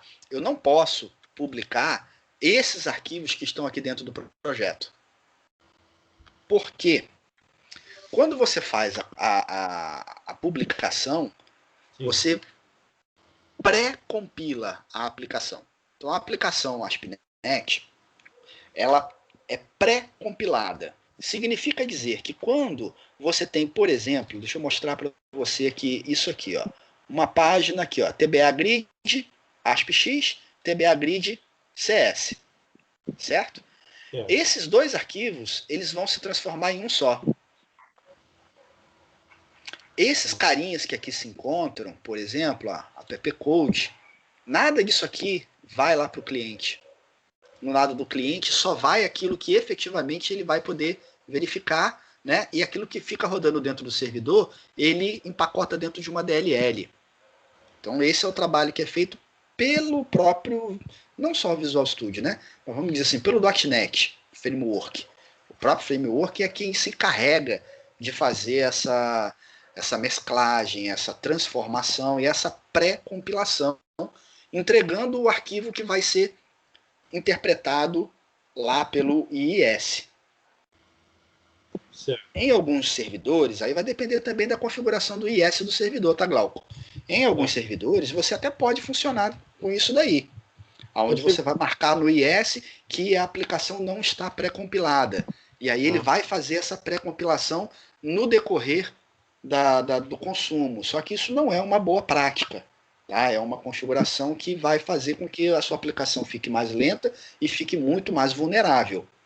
Então, não é algo recomendado. A configuração recomendada é que você tenha aqui na publicação.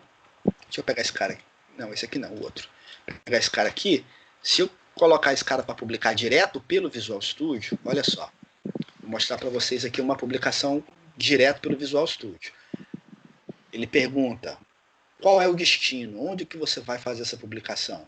Normalmente, você pode fazer direto, né, nos outros caras, ou você pode colocar aqui direto numa pasta. Vamos colocar aqui na pasta. Ele vai gerar, tá vendo? Dentro da pasta bin, da pasta release, publish. Não quero. Eu quero criar uma outra pasta aqui qualquer. Você cria ali uma outra pasta que você quiser. Tá? E aí ele vai e gera o beleco-teco todo. Porém, esses carinhas aqui são importantes. Ó. Opções de publicação de arquivo. Excluir os arquivos existentes e pré-compilar durante a publicação. Tá vendo? Essas duas opções aqui são muito importantes, porque é que vai fazer todo aquele trabalho de pré-compilação para botar os arquivos direitinhos lá para o IIS. Quando você roda direto pelo Gvince, se der algum erro de compilação, ele não vai conseguir publicar. Então, normalmente, quando você não consegue o resultado, eu recomendo que você abra pelo Visual Studio, compile pelo Visual Studio, e aí ele vai provavelmente apontar os erros. Tá? E aí quando você tentar fazer uma publicação, você precisa estar isento de erros. Se tiver erro na compilação, ele não publica. Eric, diga. Ele gera um arquivo de log também em TXT, né? Sim. Ele abre direto com bloco de notas. Sim. Quando tiver erro. Exatamente.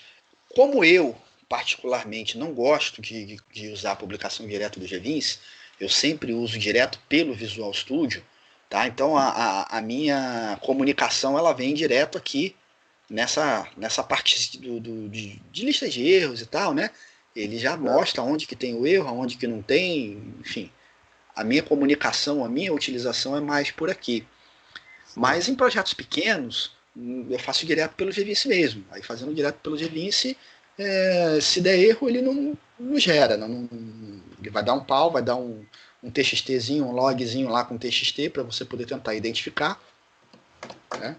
Basicamente deve ser isso, Glauco, que pode estar acontecendo aí. Pode ter algum erro de compilação e aí você não consegue publicar porque ele não compilou.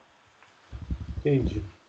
Vou tentar isso aí. Tem esse arquivo de log que o Júlio falou, tá? Sempre que você for tentar gerar uma publicação, essa publicação não tiver sucesso, ele vai gerar um arquivo de log que você pode abrir no bloco de notas mesmo. Ali ele já vai indicar para você onde que está o erro. Certo. Agora deu um outro problema aqui. Gerar, depois que nós fizemos aquela porcentagem, né? Aquele filtro, deu erro. E daí eu voltei no Gvince aqui e fechou tudo. Perdi tudo que eu fiz. Tem que fazer tudo de novo. Bem-vindo. Bem-vindo. Isso aí é normal. Já estou meio acostumado com isso já. Fazer o quê? Claro que eu não estava acostumado a isso, né, Cláudio? Tá comum. Não tá não. Vou ter que fazer tudo de novo. Estou começando a montar o grid de novo. É 10 horas da noite, né? Daqui a pouco a chefa você já viu, né? Você tem que pensar igual o Júlio, viver perigosamente. Mais perigosamente. O cara quer que eu grave cada um minuto.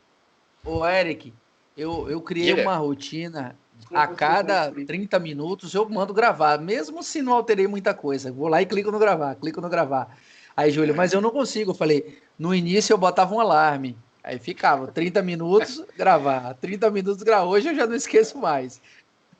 Aí ele disse que gostava de viver perigosamente e perdeu uns 2 dias de trabalho aí, o Júlio. Tá certo. Aí você tem a chance de refazer tudo 0,1 né? Eu ainda tenho uns probleminha que vocês não têm, eu esqueço o que eu fiz muitas vezes. Então, eu tenho que tomar um cuidado lascado com isso daí. Puta merda, pra mim isso é terrível. Então tem que botar o alarme, viu, Gol? É. Vamos lá, pessoal. Vá. Mais alguma coisa aí? Mais algum item? Eu tenho um defeito de fabricação aqui que eu acabo esquecendo muitas vezes. Ô, Eric. Diga. Você lembra aquela aplicação que eu estava aqui na semana passada, você ajudou a colocar o timer?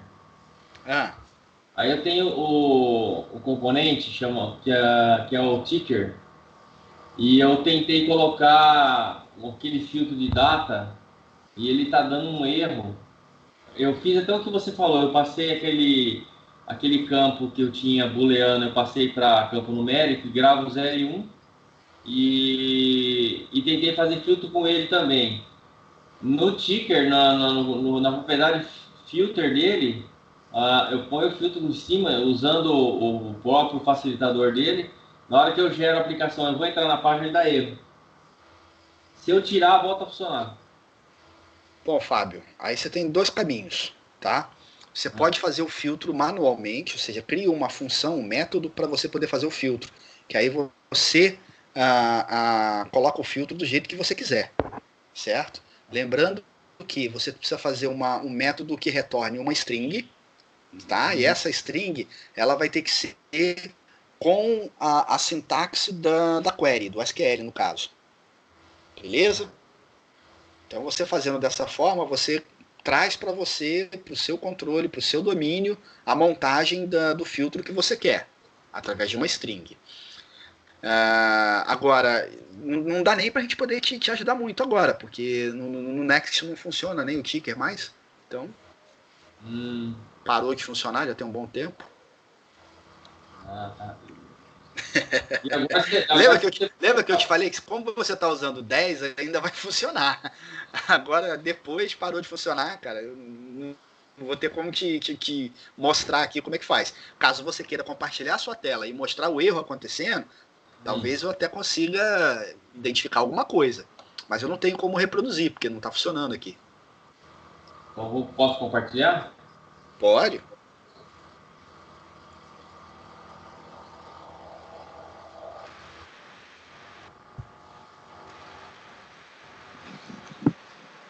Eu comprei a versão 8 do G20, mas comecei a usar só agora na pandemia. Eu tinha usado. O Júlio está falando com a batata quente dentro da boca, viu? O microfone dele deve estar falando muito perto do microfone. Beleza, já estou vendo sua tela. Tá vendo? Tá mostrando o Skype, no caso. Eu vou jogar para outra tela, senão vai ficar pequeno aí. Beleza.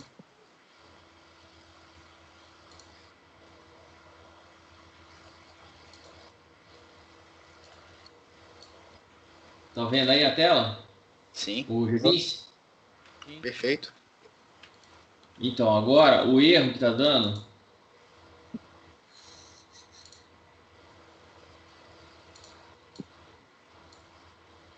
Ó aqui. Bonito, hein? Bem... um xingamento gigante. E eu fiz exatamente o que o que a tela do G20 proporciona para montar, né? Aqui, ó. Não tá errado, tá, o Eric? Peraí, deixa eu dar uma olhada rápido. Não dá pra ver nada? Não dá pra ver? Dá pra ver sim, rapaz. Peraí. Aqui não dá pra ver nada. Tá, você está pegando a data inicial, maior ou igual a actual date, end data final, menor ou igual a atual date, end mensagem habilitada igual a 1. Isso. Ele vai pegar uma mensagem que eu criei lá para o ticker, que está dentro desse período e está habilitado para ser mostrado. Se ele estiver dentro do período, mas eu estiver desabilitado, ele não deve mostrar. Tá. Aí é o seguinte, cara, é o que eu te falei mesmo, tá? Um dos caminhos é você tentar montar um método para você fazer isso aí. O outro caminho é você colocar um breakpoint no Visual Studio, tá? E depurar esse ponto aí. O que parece lá na mensagem é que ele não está conseguindo converter alguma informação dessa daí. Então ele está aí, volta na mensagem para poder ali, ó, aonde ele está ali, ó, data table, data igual a da run SQL, faz o string format, tá? Então ele pega ali, vai ter o parâmetro 0, 1, 2 e 3, e aí ele vai e coloca ali, ó, select o que? Qual é o display query, tá? Porém, ele não está conseguindo converter alguma coisa, certo? E aí tá dando pau. Provavelmente vai ser no filtro ali, ó, tá? Então você vai ter que colocar nessa linha aí, na linha 253, você bota um breakpoint. Quando ele parar nessa linha, você para com o mouse em cima dos parâmetros aí, para você saber se eles estão sendo preenchidos. Bem provável que não esteja. Entendi. Esse ticker funcionava, o Eric? No 10, você já usou ele? Ele funcionava? Já usei. Você não disse que tirou o filtro e ele funcionou, cara? Então, se eu tirar tudo o filtro, funciona. Então, é alguma coisa no filtro. Alguma coisa na montagem do filtro. Mas não significa dizer que é erro seu. Pode ser um erro na montagem da ideia. A ideia na hora de fazer a conversão, pode estar errando. Eu acho que aí eu te digo, se for isso daí, vale mais a pena você fazer a montagem do filtro na mão. Você faz ali um métodozinho, né, uma função personalizada, customizada, e coloca o filtro de acordo com o que você tem que passar para o SQL. Ok, isso aí, pô. Certo. Beleza? Beleza. Obrigado, então. Então é isso.